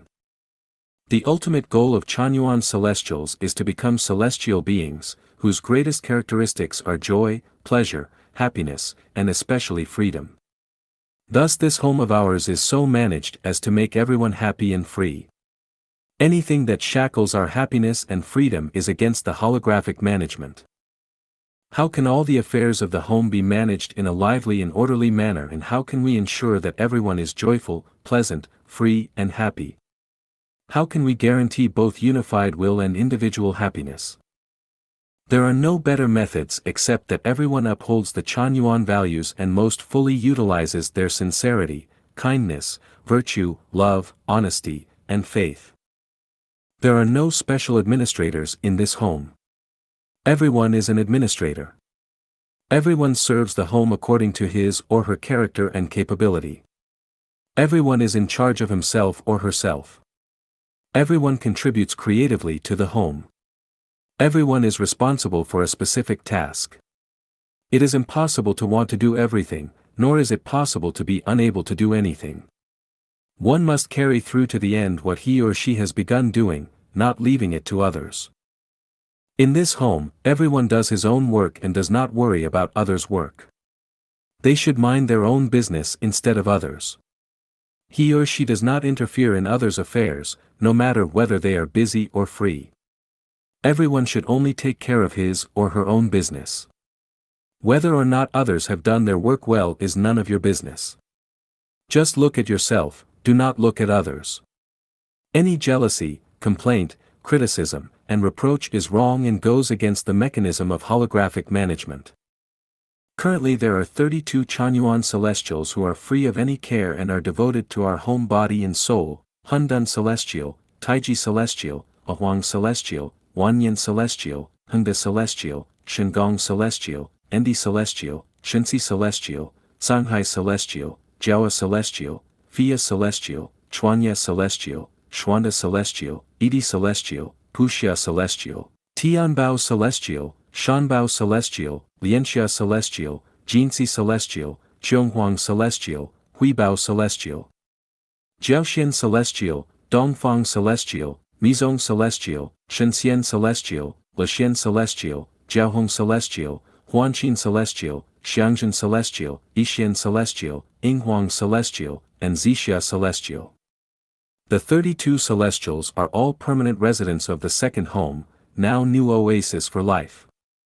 The home is responsible for all expenses of these permanent residents, including expenses for food, clothing, shelter, transportation, living, aging, illness, and death. As individuals, they have nothing but own everything in the home. The 32 permanent residents in the second home each shows their special feats like the 8 immortals crossing the sea. Shouldering the sacred mission of initiating the age of life Echanuan for mankind, they help each other to weather the difficulties and share happiness and woes with each other, and they serve each other, each trying their best.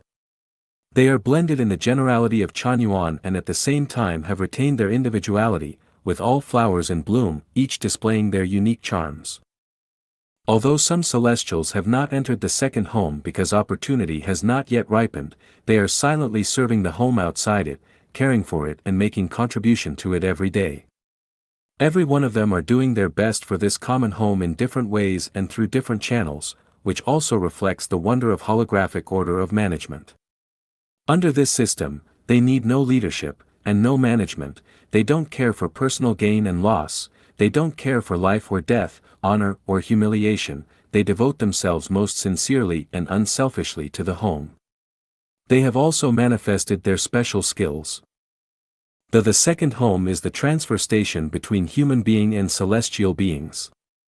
Entering the second home with no personal belongings and devoting themselves entirely to it, these Chanyuan celestials have covered half the journey from mortals to immortals, with the latter half of the journey to be accomplished in the second home. The Chanyuan celestials outside the second home should continuously accomplish their earthly relations and create the conditions to enter the second home as quickly as possible. Chanyuan celestials should meet 4 requirements to enter the second home. Read Chanyuan Corpus and Xiefeng Corpus thoroughly and conduct self-refinery and self-cultivation in this home of spirit and soul for more than 1 year. Basically accomplish the early relations, not closely connected with the secular world, and don't have much misgivings. Uphold the 800 values for new era human being and have made proper disciplines for oneself. Have the capability to devote to the second home.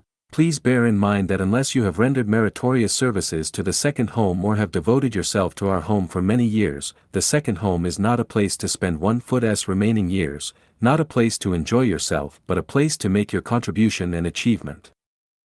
The life pattern of the second home represents the future of mankind, the direction of development for human civilization, and the crystallization of the wisdom of mankind. This pattern has not appeared in the history of mankind. Its prospects will become broader and broader with the development of civilization. The second home of life Echanuan is the hope of mankind. Mankind will inevitably enter the life pattern of the second home, which is an objective law not subject to change of man's subjective will. The earlier the Chanyuan celestial enters the life pattern of the second home, the more blessed he or she will be. Blessed are the Chanyuan celestials who embarks on the journey of life according to holographic management ahead of time, because we are closer to the heavenly kingdom. Holographic management, no management is the best management. Xiefeng. June 6, 2009.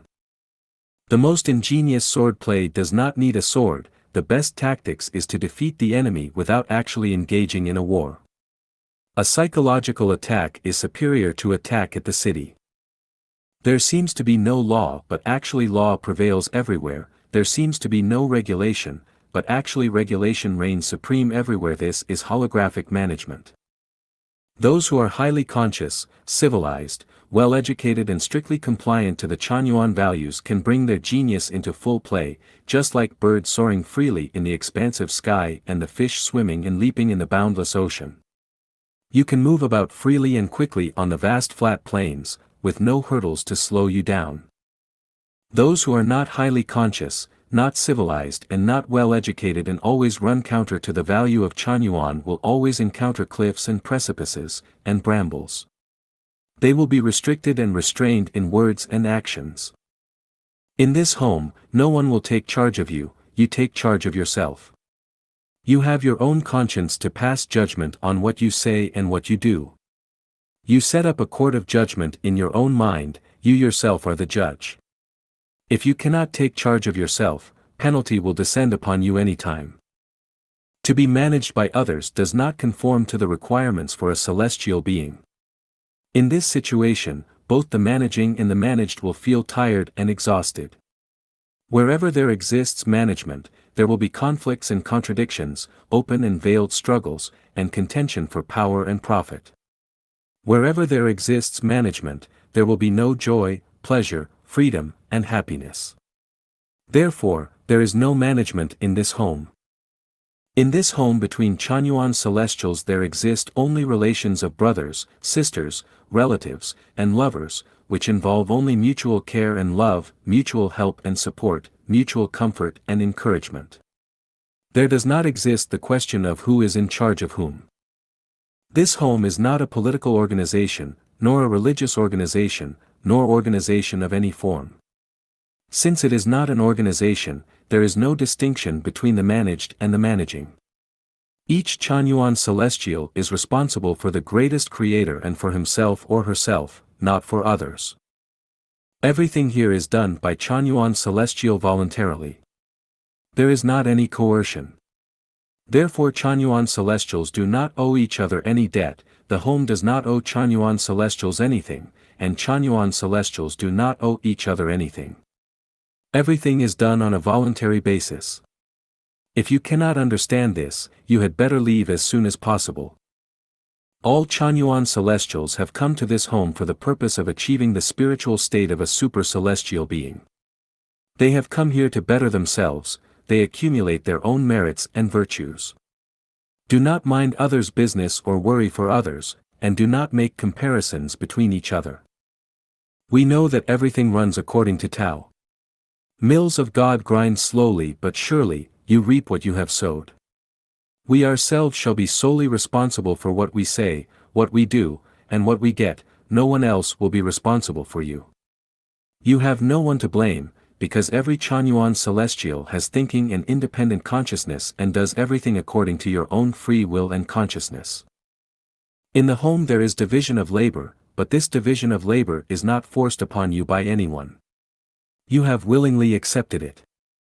Anyone has the right to refuse to do something and the right to decide what not to do.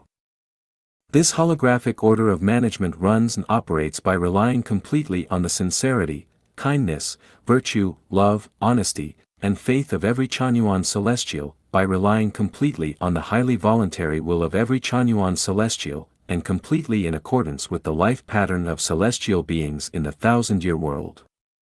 Only this holographic order of management can create the quality needed by the heavenly kingdom. Only this holographic order of management can make it possible for different flowers to blossom in a riot of colors, for different geniuses to show their own special skills and feats, for all Chanyuan Celestials to bring their talents into full play, and for each Chanyuan Celestial to manifest his or her best quality. This home does not permit the existence of coercion. Anyone who imposes upon others and has incurred harms of spirit, or soul or body to other Chanyuan Celestials will face the risk of being expelled from this home at any time. This home practiced the moral value that, I do not offer help if there is no request for it. In the meanwhile, you should try your best to help and respond to every request if any Chanyuan Celestial turn to you in the matter of work. However, you have absolute right, if you don't feel like it, to turn down any request in the matter of life, feeling and emotion and do not offer help against your free volition, because feeling and emotion involves tacit understanding and mutual attraction. It is hoped that all Chanyuan Celestials can deeply understand that as long as everyone puts into practice all these principles, they will feel the wonder and satisfaction of holographic management. Once you have understood and observed this mode of management, you will enjoy tacit understanding, and you will say how wonderful it is. The current situation of home without marriage and family of mankind's new life. Xiefeng. February 7, 2010. There are nearly 60 permanent residents, including old people and children. The second home, now New Oasis for Life, now runs one company, and its merchandises have entered the market. It has an orchard with nearly 300 fruit trees. There is a vegetable garden, which can provide vegetable for about 100 people. There are 48 rooms, a dining hall for 100 people, and automobiles. The second home is located in a place with green mountains and beautiful rivers and good spring-like weather all the year round. The second home has realized the communist ideal of distribution pursued by the communists, from each according to his ability, to each according to his need. The second home is responsible for the permanent residents' expenses in the matter of food, clothing, shelter, transportation, living, aging, illness, and death, as well as the support of old people and children. Holographic management is adopted. There are no leaders, no power and positions, no supervision, no rules and regulations, no commandments. All is done out of people's free will and voluntary actions. There is no accountancy system, no accountants. The economy is running smoothly. There is no corruption and waste. Anyone can make free use of money according his or her actual need. With the exception of the company, which is run according to the country's laws and statutes, all the others are in a holographic state. The second home has realized the ideal that no one pockets anything found on the ground and doors are not bolted at night. For 10 months there has not been one case of theft, burglary, or other crimes. During the day and night doors and windows have never been bolted. The doors of the warehouses have never been locked. One can enter the warehouse freely. Everyone has a specific job on hand. There is careful division of work. No one is idle. Everyone can arrange his own time for work and rest. The second home does not make unified arrangement. You need only finish the assigned work. The environment is clean and tidy. There is no littering and no spitting. The toilet is flushed after use. There are people specifically responsible for cleaning, laundry, cooking, purchase, security, and nursing. Everyone does his or her work out of their free choice and according to their own characters, hobbies and special skills. There is no forced assignment of work. There is no payment and no bonuses. The production and life goes on in accordance with the principle that one owns nothing and yet has everything. There has never occurred any fighting. There has been one quarrel between two people over the matter of work, and once two people swore at each other. But later they made apologies to each other promptly. With the disintegration of family, family does not exist in the second home. There are 9 couples living together in the second home, however, the husband-wife relationship is only nominal. Although the couples are still connected in many ways, they actually do not live according to the relationship of husband and wife. There is freedom in sex. As long as two people are compatible with each other, they can pair up and break up freely. No one will interfere, no one will supervise. No one is possessed by anyone, no one will usurp anyone. Each is independent from the other. No one belongs to anyone. However, there is absolutely no group sexual promiscuity, as some people might assume. All go on according to civilized and elegant morals and within the scope of naturalness and propriety. Since Chanyuan celestials are all engaged in self-refinery and self-improvement, they all concentrate their energy on the field of spirit and soul, and no one has ever been obsessed with and addicted to physiological sex activity. Most Chanyuan celestials do not have sex life in the second home. Those Chanyuan celestials who stay in the second home on a short-term basis have never had sexual relations with other Chanyuan celestials. The home is mainly vegetarian, but it does not reject meat. Only an extremely small number of people smoke, no one else smokes. The members only drink wine on one occasion, and do not drink at ordinary times. Entertainment mainly features evening parties, which include dancing and singing. The songs sing praises of Jesus Christ, Buddha Sakyamuni, Bodhisattva Guanying, Chairman Mao and Communist Party, nature and love, and so on. Mahjong is never played, but poker games are permissible. There is freedom of communications, net surfing, and shopping. There has never been any restrictions. Between 10 at night and 7 in the morning, the home is quiet without any noise so that everyone can have a good sleep and rest. Basically, people's workload is limited to 6 hours per day. There are some people who work more than 8 hours, but they are not forced, they do so voluntarily. By now no one who has entered the home has ever shown unwillingness to live in the home and left the home. They are all afraid of losing this kind of life. There are 3 core figures in the second home: the guide, the director, and the website chief. The guide guarantees that the home is harmonious and auspicious, that every Chanyuan celestial is joyful, pleasant, free, and happy, and that every Chanyuan celestial does not suffer any hurt in spirit, soul, and flesh. The director sees to it that the production and life in the home goes on in good order.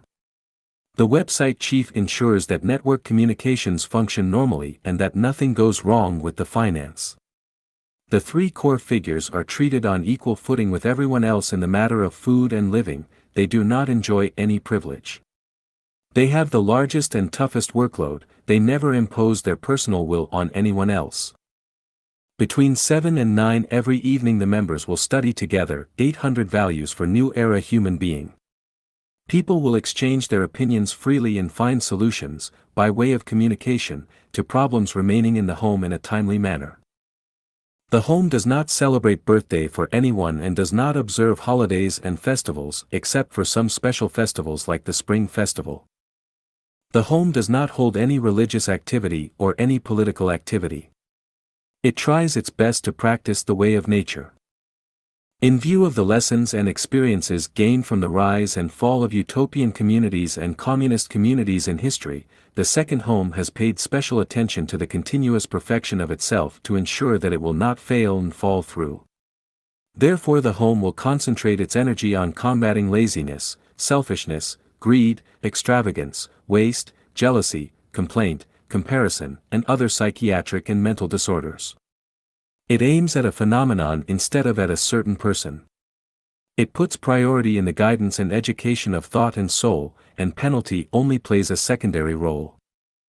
Currently, Life Achanyuan is preparing for the founding of the second home in Zimbabwe in Africa, Canada in America, and another region in Asia. We hope that virtuous people of various social circles interested in the new life pattern of the second home will continue to watch closely the development of the second home of Life Achanyuan. We will continuously publish real situations for the supervision by the government, the guidance and education by virtuous people, and questioning by the public. Good order, health and efficiency. On the building of the home. Xiefeng. May 23, 2010. The sun will rise on time, otherwise it is not punctual, and this will make it extremely difficult for the living creature to adapt to. The lack of order causes chaos, the imbalance of health, and the loss of efficiency. Good order ensures good health and high efficiency. The building of the home shall guarantee the health of people and at the same time pursue high efficiency. Therefore everything must go on in an orderly and methodical manner. The more order there is, the higher the efficiency and the better the health. The more order there is, the more leisure time and entertainment time there will be. In order to guarantee that everyone has a good health and works efficiently, the home shall secure order in the following 8 aspects.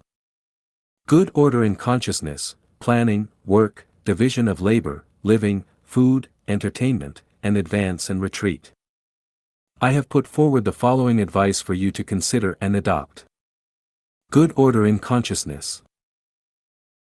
Uphold the 800 values for new era human being, revere the greatest creator, revere life, revere nature, follow the way of the greatest creator, pursue the joy, pleasure, freedom and happiness of life, seek the sublimation of life and ascension to the 1,000-year world, 10,000-year world, and celestial island continent of the Elysium world, strive to finish the worldly relations and enter the second home, now new oasis for life, to lead new life of mankind. Do not accept other consciousness, do not waste time and energy on them. Concentrate on the Chanyuan values. In this way we can reach the order of consciousness. Good order in planning. There should be plans for what we do every day, what we do in our whole life, what we do, and how we do it. As Chanyuan celestials, we have our part of work in the home every day. We work all our life to pay back the debts accumulated over different lives, and build up the wealth and treasure for the life in the heavenly kingdom. We should concentrate our effort and energy on this goal and should not be distracted by other considerations. In this way we can ensure the good order of planning. The home as a whole shall hold exchanges of learning Chanyuan values at 7 to 9 in the evenings of Monday and Wednesday. On Friday, from 7 to 10:30, we will discuss about the defects in the building of the second home and our failures to uphold the Chanyuan values. Everyone shall contribute ideas and proposals to the building of home. Good order in work. Choose a job in the home that you like most, that is closely combined with your character and special skills, and at which you can bring your talents into full play. Then devote to the job completely, perform the job creatively, and try your best to make it perfect. Do not casually change the character and content of the work, and this is good order of work. Good order in division of labor. This concerns the home as a whole. Every subunit of the home shall assign all the work of the home to each individual, no matter how small the work may be. There must be special persons responsible for all the work, and then allow the responsible persons to finish their assigned work creatively. Do not interfere and transfer people casually, and place special emphasis on the most important matter, and this is good order in division of labor. Good order in living. The home shall ensure that everyone has adequate amount of sleep. The members shall follow the law of nature. The home shall keep early hours to ensure good health. 11 at night is the time to go to bed, 6 in the morning is the time to get up. Generally, 7 hours of sleep is enough for adults, and younger people can have an additional hour of nap at noon, which lasts between 13 and 14 o'clock. We should get up when it is time to get up. As long as we have formed the habit, we will become more and more healthy and more vigorous. We should change the habit of staying up until midnight and getting up very late in the morning. In this way we will have a good order of life. Good order in food. The second home has 2 meals a day. Breakfast begins at 9:30, dinner starts at 5:30 in the afternoon. Meals will be held on time, and will not be advanced or delayed. Snacks will be prepared so people can get as they like. The amount of food taken should be moderate. Having too much food each time is not good to health, and food shall consist of vegetable and meat in appropriate proportion. The food should not contain too much or too little meat. The home will try to ensure that there is no leftovers. All Chanyuan celestials residing permanently in the home should have meals on time. No one shall skip meals or have too much or too little for one meal. And this is good order of food. Good order in entertainment. The home shall create rich and colorful cultural entertainment and games. Gleeful evening party shall be held on the last Saturday of each month, and on the evening of every Saturday, there will be unified arrangement of games and entertainment or temporarily organized entertainment activities. On Saturday evening people can stay up late, and on Sunday people can get up late or go outing or shopping. Good order in advance and retreat. The important affairs of each subunit shall be subject to the unified planning and arrangement of the headquarter, and the subunit should not take liberty to make plans and arrangement. And each subunit shall independently plan and arrange small affairs and shall not ask the headquarter for instruction. Chanyuan celestials outside the home, with the exception of those who have rendered meritorious services, should apply 1 week in advance to the director of a subunit for the entrance and exit of the second home. The director of the subunit shall make overall arrangement. The flow of Chanyuan celestials between different subunits shall be determined after full consultation between directors of the related subunits. Generally only excellent Chanyuan celestials are entitled to the flow. Any Chanyuan celestial who does not perform very well in a certain subunit will not have the chance of transfer. He will have to either engage in self-refinery and self-cultivation in the same subunit until he has reached relative perfection or go back to the secular world. We should firmly prevent the transfer of Chanyuan celestial who has caused many troubles or has not behaved well in one subunit to another subunit. Everyone should use their head and work hard to create a life of good order. When everything is in good order, efficiency will be raised and we can enjoy better health. Life at Chanyuan Canada New Oasis for Life community has come into being today. Xiefeng. It is my honor to announce that the Canada New Oasis for Life is born today on September 29, 2017. This is to the glory of the greatest creator, the supreme master and creator of the universe, as well as to that of all sages, saints, Buddhas, and celestials throughout history. It is a blessing for all celestials of Life Echanuan and for all current and future generations of people. Basking in the sacred light of the greatest creator and practicing the teachings of all Buddhas, sages and saints, all Chanyuan celestials have been working hard to present Life Echanuan internationally. Life Echanuan has kicked off a new journey.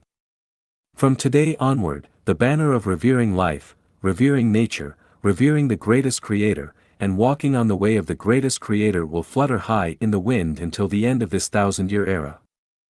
The birth of the Canada New Oasis for Life community marks the beginning of a new era. The Life Echanuan era has officially raised its curtain.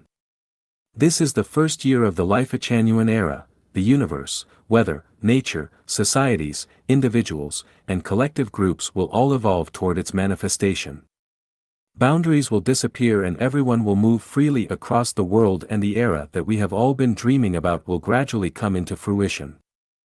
The Canada New Oasis for Life community is currently on 10 acres of farmland and has a beautiful residence. With the development of the community, we will produce farms, gardens, a hotel, an entertainment center, and an exhibition center. This will be the birthplace of a big international family. Based on Canada's culture diversity and its rich natural resource, there will be between 100 and 300 people with different skin color coming from a variety of religions, cultures, nations, and ethnic groups happily living here together in the future. Life Echanuan will establish a brand new life mode which is completely different from the traditional one. We wish all who are keen to dedicating themselves to the sustainable development of human future do your bit to grow with this new Oasis community. We currently have a bed and breakfast to accommodate our guests, and your visit and stay will support this great cause. Reservations are required to stay here. We very much welcome your visit and wish we can spend some time together to share our values and ideas. Could I get mansions covering 10,000 miles? I'd house all scholars poor and make them beam with smiles. In wind and rain these mansions would stand like mountains high, living in the nature and far away from the noise of dense traffic. You ask me how I feel now. In my ears are the sounds of wind, rain and waves. I pick chrysanthemums under the eastern hedge. And far away to the south I can see the mountains.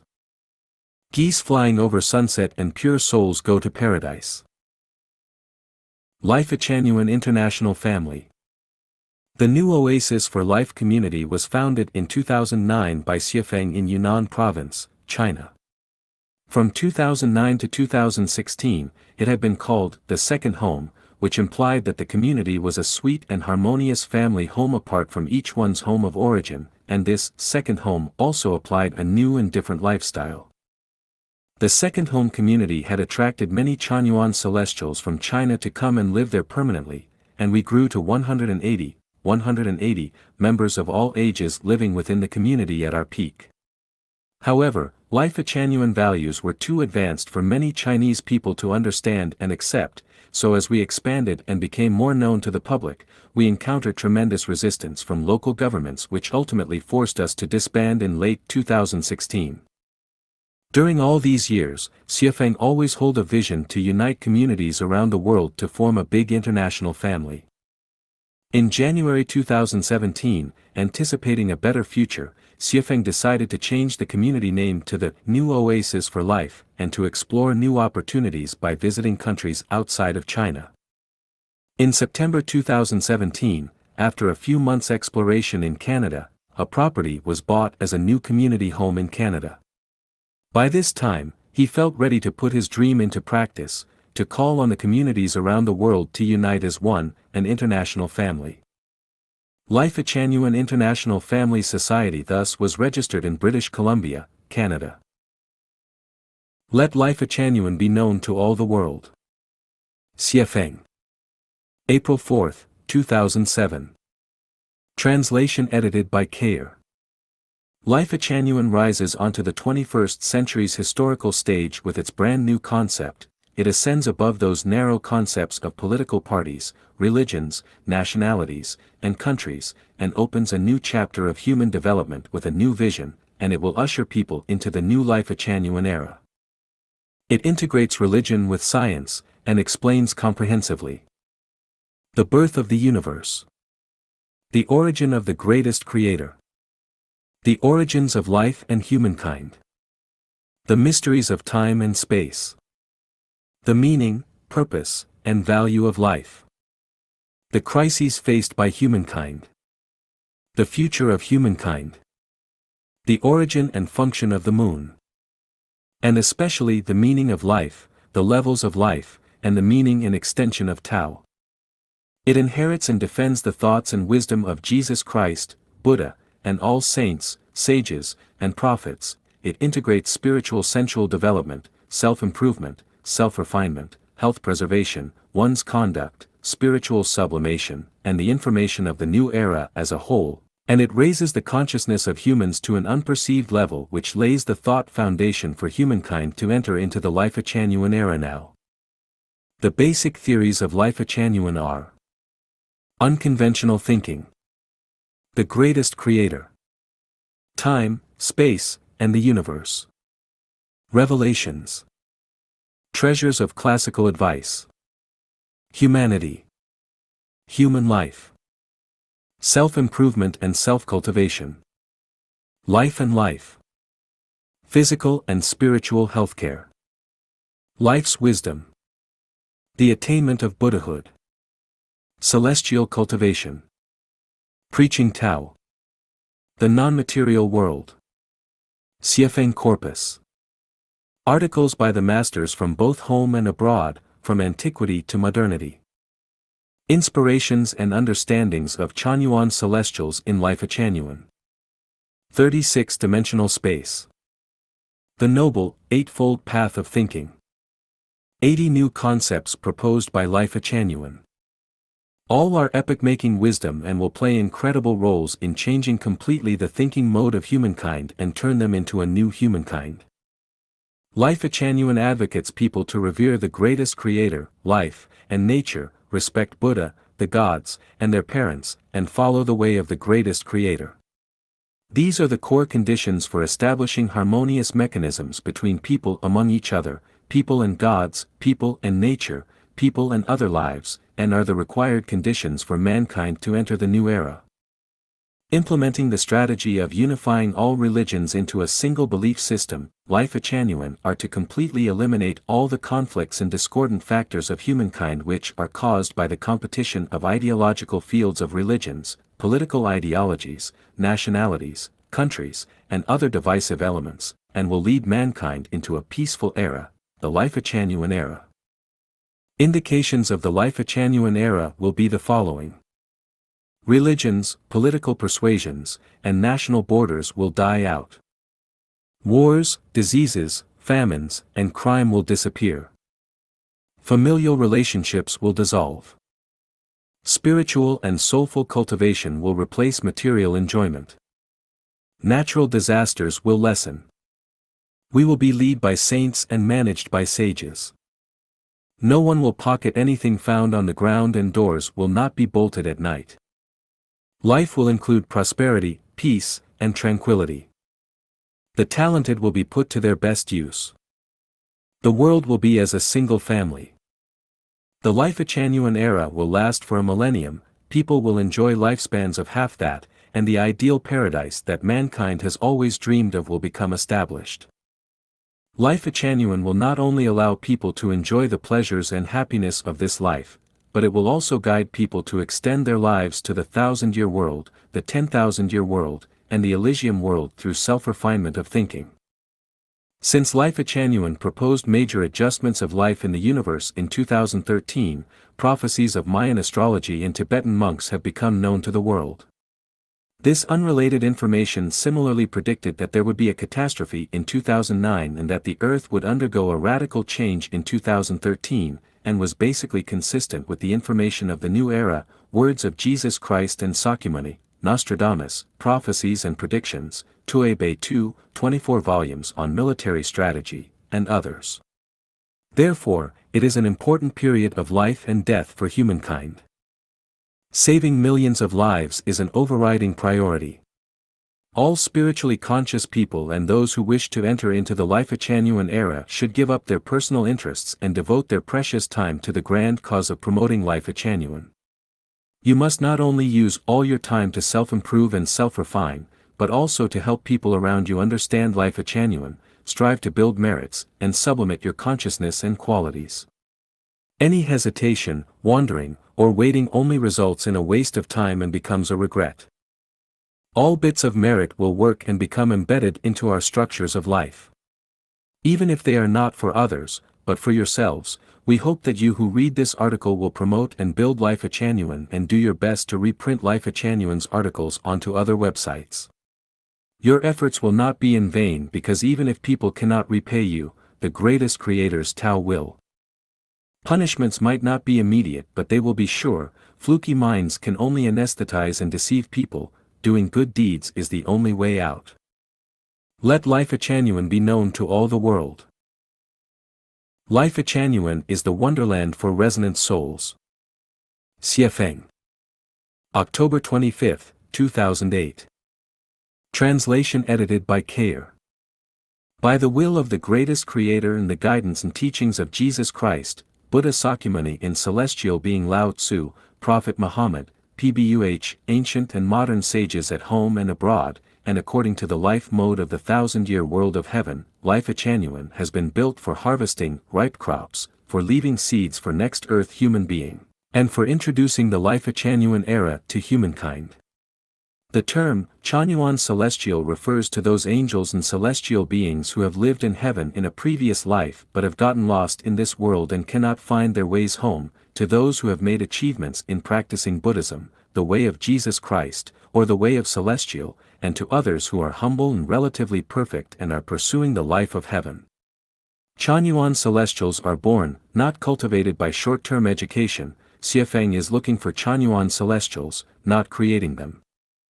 So, Life Genuine is the wonderland for resonant souls, a family full of harmony, auspiciousness, freedom, and happiness, a paradise for those who stick to Life Genuine values, a college to sublimate their quality of life and cultivate supernatural powers, and a transfer station for getting rid of worldly fetters and moving toward the 1,000-year world, the 10,000-year world, and the Elysium Celestial Islands continent.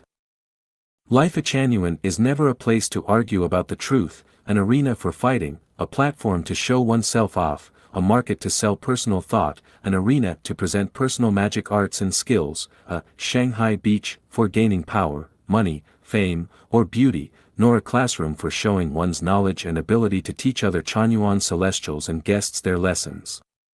It is by no means a place where some are drawn in to squeeze others out, that they might extend their own power. There is no room for discussing and debating here, but only for holding fast to Chanyuan values. If you do not agree with Chanyuan values, you should find a place where you can practice your debating skills. We will not let you talk here, not because we are too autocratic, but because you would be swimming against the tide. Disallowing the promotion of rat poison in a food store is not the fault of the store's manager, but that of the wholesaler for choosing to market it in the wrong place. There are only Chanyuan values in Life Genuine. No other thoughts should exist here. It is unworkable to publicize your own thoughts in Life Genuine because unless they are beyond those of Jesus, Sakyamuni, Lao Tzu, Muhammad, PBUH, Xie Feng, and Chanyuan Celestial, your thoughts are not worthy of our learning. You can say anything about praise, encouragement, reciprocal affection, truth, goodness, beauty, love, honesty, and trust freely. You can move freely and quickly on your thoughts of Chanyuan values.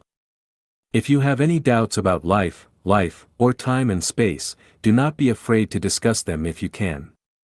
If you are in doubt, ask freely, but do not play with your own cleverness or you will be lifting a rock to drop on your own feet. No matter how many Chanyuan Celestials we have, they are all as one person. They were as one person, could we distinguish among them? These people never held discussion meetings, communicated in private, nor made any offensive or defensive alliances or agreements on offensive and defensive activities. They were not bound to each other and acted as they pleased, but what they did, thought, wished, acted, and presented, were as a single individual.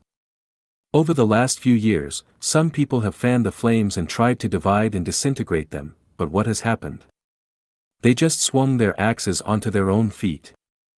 Fortunately, this state has continuously fermented and expanded, followed by more and more Chanyuan celestials joining in. They are also like one person. They are just like the formula 1 plus 1 plus 1 plus 1 equals 1. These people can share difficulties, share weal and woe, live and die together, and always remain as close as any family. Is this not the factor of a great harmonious world? Is this not the dream of mankind? Is this not the result of practicing according to the teachings of Jesus, Buddha, and Muhammad, pbuh? Is this not the epitome of the 1,000-year world and the 10,000-year world of heaven?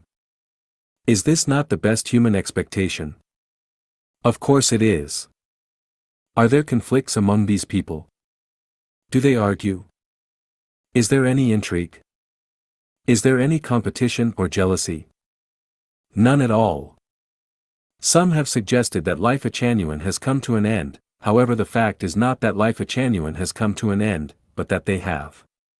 Some have said that Chanyuan celestials are cheated by Xiafeng. However, the fact is that they have been fooled by their petty tricks and short-sightedness, because any Chanyuan celestial is hundreds if not thousands of times wiser than them. In today's internet arena with abundant information, who deceives people publicly? They should consider themselves. Some people try painstakingly to awaken Xiafeng and all the Chanyuan celestials, but they are in fact the ones who are sleeping lethargically, not us. How could they awaken anyone when they are the drowsy ones? They are blind with elusive thoughts and muddled and confused minds, but even if they could, to where would they go next and to where would they take the people who they awakened? Chanyuan celestials do not worship Xiafeng as a god, but respect him as an elder brother, as a close friend to whom one can open their heart and communicate with closely, as a friend who can be awakened in the middle of the night to share a drink, and as a playmate with whom you can flirt and tease and pull his nose and ears for entertainment. While those who are fettered by traditional thinking and shackled by religious doctrines raise Xiafeng to the rank of a god whom they can attack, this is of their own imagination.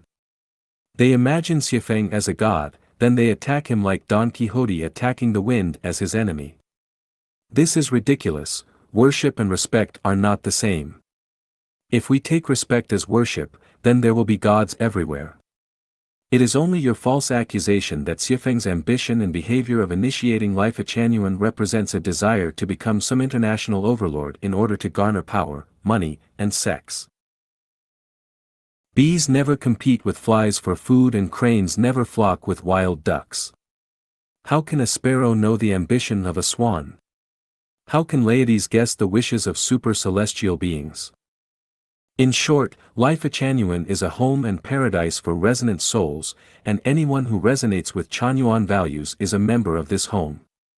You can play games, entertain, and travel throughout your lives together with other Chanyuan celestials. If you cannot resonate with Chanyuan values, then please find a place that you will like. Stop indulging yourself in complaining about people in heaven here. Stop moaning about being ill and saying that no one understands you in life at Chanyuan, and stop complaining to others. An introduction to the new life of human beings. Home without marriage and family. Xiafeng. August 6, 2009. We have set the pattern of new lifestyle for human beings, which is the home without marriage and family of life at Chanyuan. This is no longer an armchair strategist's fantasy, yet it is the reality. General outline. To carry out the ideas of returning to one origin with 800 life values for new era human to bring human beings into the life at Chanyuan era, in which country, religion, party, marriage, family, conjugal relation will disappear, no one pockets anything found on the road, doors unnecessarily to be shut in the evening for no thieves drop in, favorable weather is all the year around. All things on earth are in harmony with each other. Everyone is happy and has good fortune as one wishes. This is the era of life at Chanyuan era. Management mode. Home without marriage and family implements the holographic management mode. The gist of the mode is that no management is the best management.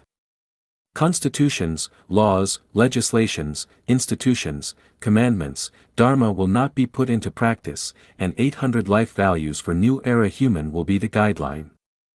Dealing with daily matters with concepts of omnipotence ever-changing, changes interrelating each other. Stimulating and motivating the qualities of truthfulness, kindness, beauty, love, faithfulness and honesty in human nature, and creating a proper external atmosphere to bring those qualities in full play. All are carried out voluntarily without administrative enforcement. Establishment of institutions. Life Achanuan has one institute and 256 branches in the world. President of Life Achanuan equals to the President of Global Government. Presidents of the branches equal to the highest local administrative representatives, and they are in charge of planning and arranging daily production activities and life of the branches. Each branch has 3 major departments: Living Department, Education Department and Production Department. Property and Life Management. According to the principle of having nothing but having all, properties of the home without marriage and family belong to all the Chanyuan Celestial, and they don't own anything individually. The home without marriage and family undertakes the entire daily expenses of each member, provides allowance for the seniors, and brings up the children. Supporting the seniors is no longer the personal matters of sons and daughters, and nurturing children is not the personal matters of parents anymore. Everyone does his or her best, and takes what he or she needs. There is no supervision mechanism on spending, neither does strict accounting system. The time one needed, he or she can spend. Working arrangement. Home without marriage and family doesn't have executive orders or forced arrangements. Everybody chooses his or her job in accordance with his or her hobby, personality, and specialty. Home without marriage and family ensures that each member has his or her own job, and works for 6 hours every day. No one will lose the job. Moreover, everyone just does one thing at home without marriage and family, for reason that this is mutual service system. Each person has a clear division of labor and is responsible for his or her own job. The cook is responsible for cooking, the washer is responsible for doing the laundry, the dustman is responsible for cleaning, and people who are responsible for producing just do the production work.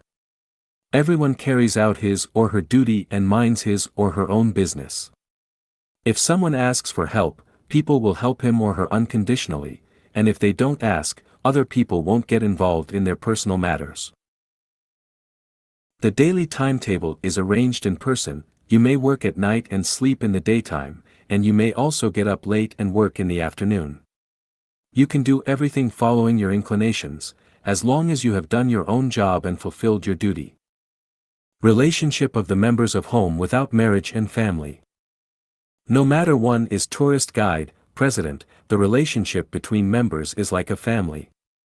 Blood-related relationship is the one between fathers and sons, mothers and daughters, grandparents and grandchildren. Relationship between men is like brothers, and relationship between women is like sisters. Relationship between men and women of different ages is brothers and sisters, and men and women who attract each other are lovers.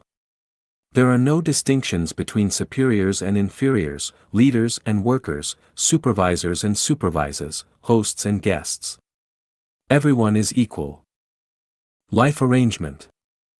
Under the condition of not being luxurious and prodigal, home without marriage and family tries its best to make everyone eat well, wear well, live well, use well, play well. Everyone has one bright bedroom at disposal, which is equipped with spacious toilet and bathroom. Everywhere is spotless and quiet, flowers are blooming and trees are flourishing. People take their meals at dining halls.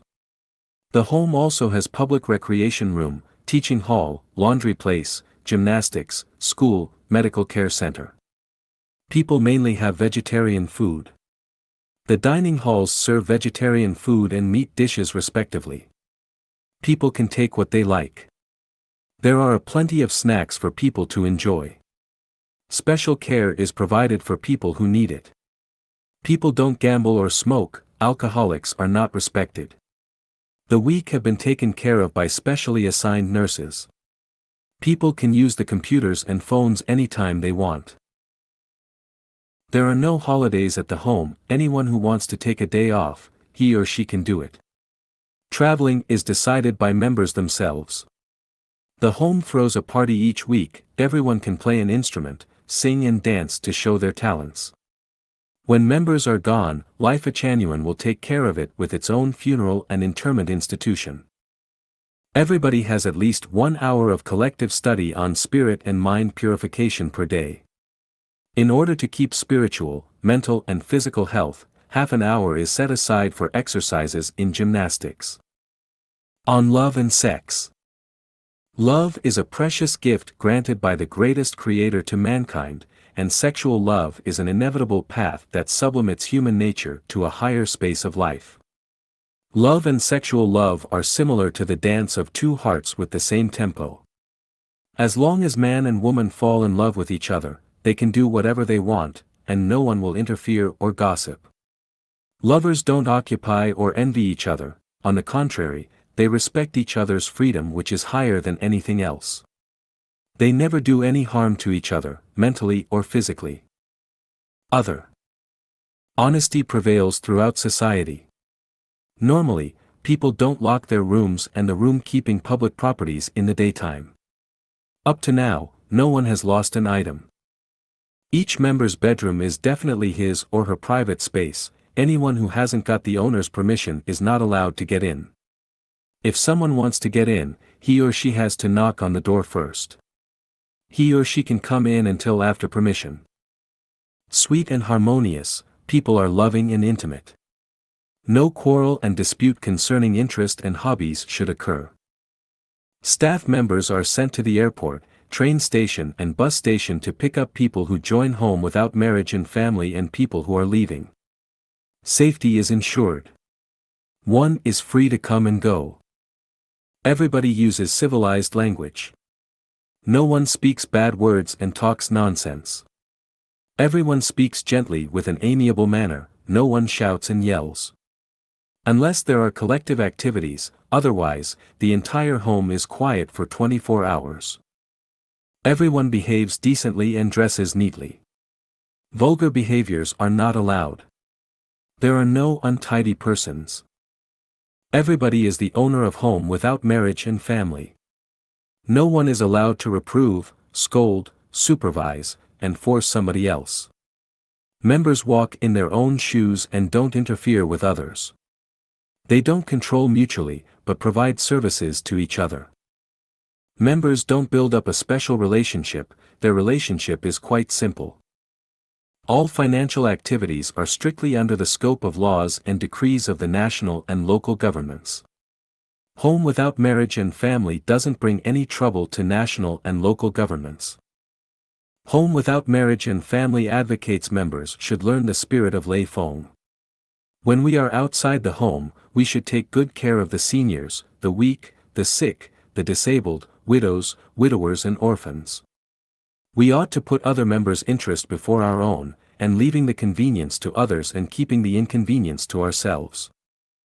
Home without marriage and family is made up of Chanyuan Celestial from Life Echanuan. It is not available to people who are not Chanyuan Celestial.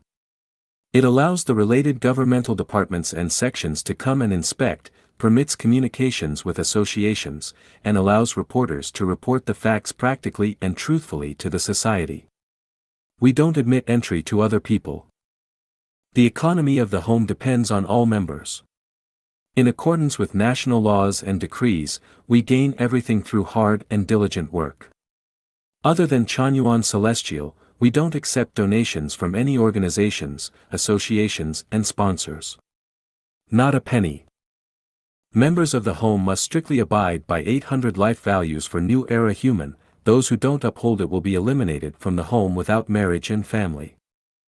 Home without marriage and family is trying to explore a new way of life for human beings. We believe, when everyone on earth lives their lives according to the life mode of home without marriage and family, afflictions of mankind will be lessened, each man's pain will be eased, deterioration of the environment will be curbed, human beings will definitely enter into Life Echanuan era which will last for 1,000 years. Laziness is a big enemy of home without marriage and family. Xie Feng. August 31st, 2008. I roughly browsed the reasons of the final failure of some ideal communities in history. The result is that all of them are killed by laziness.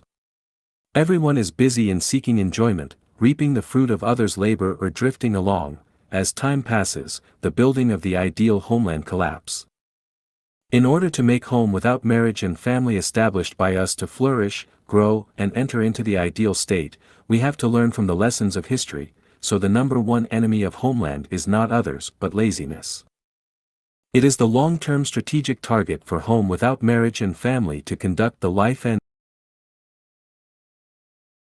every member of home must possess the elementary qualities such as rising up on hearing the crow of a rooster and practicing with the labor tools, getting up at the crack of dawn and cleaning the courtyard, making a firm resolution to make good, constantly striving to become stronger and working hard every day.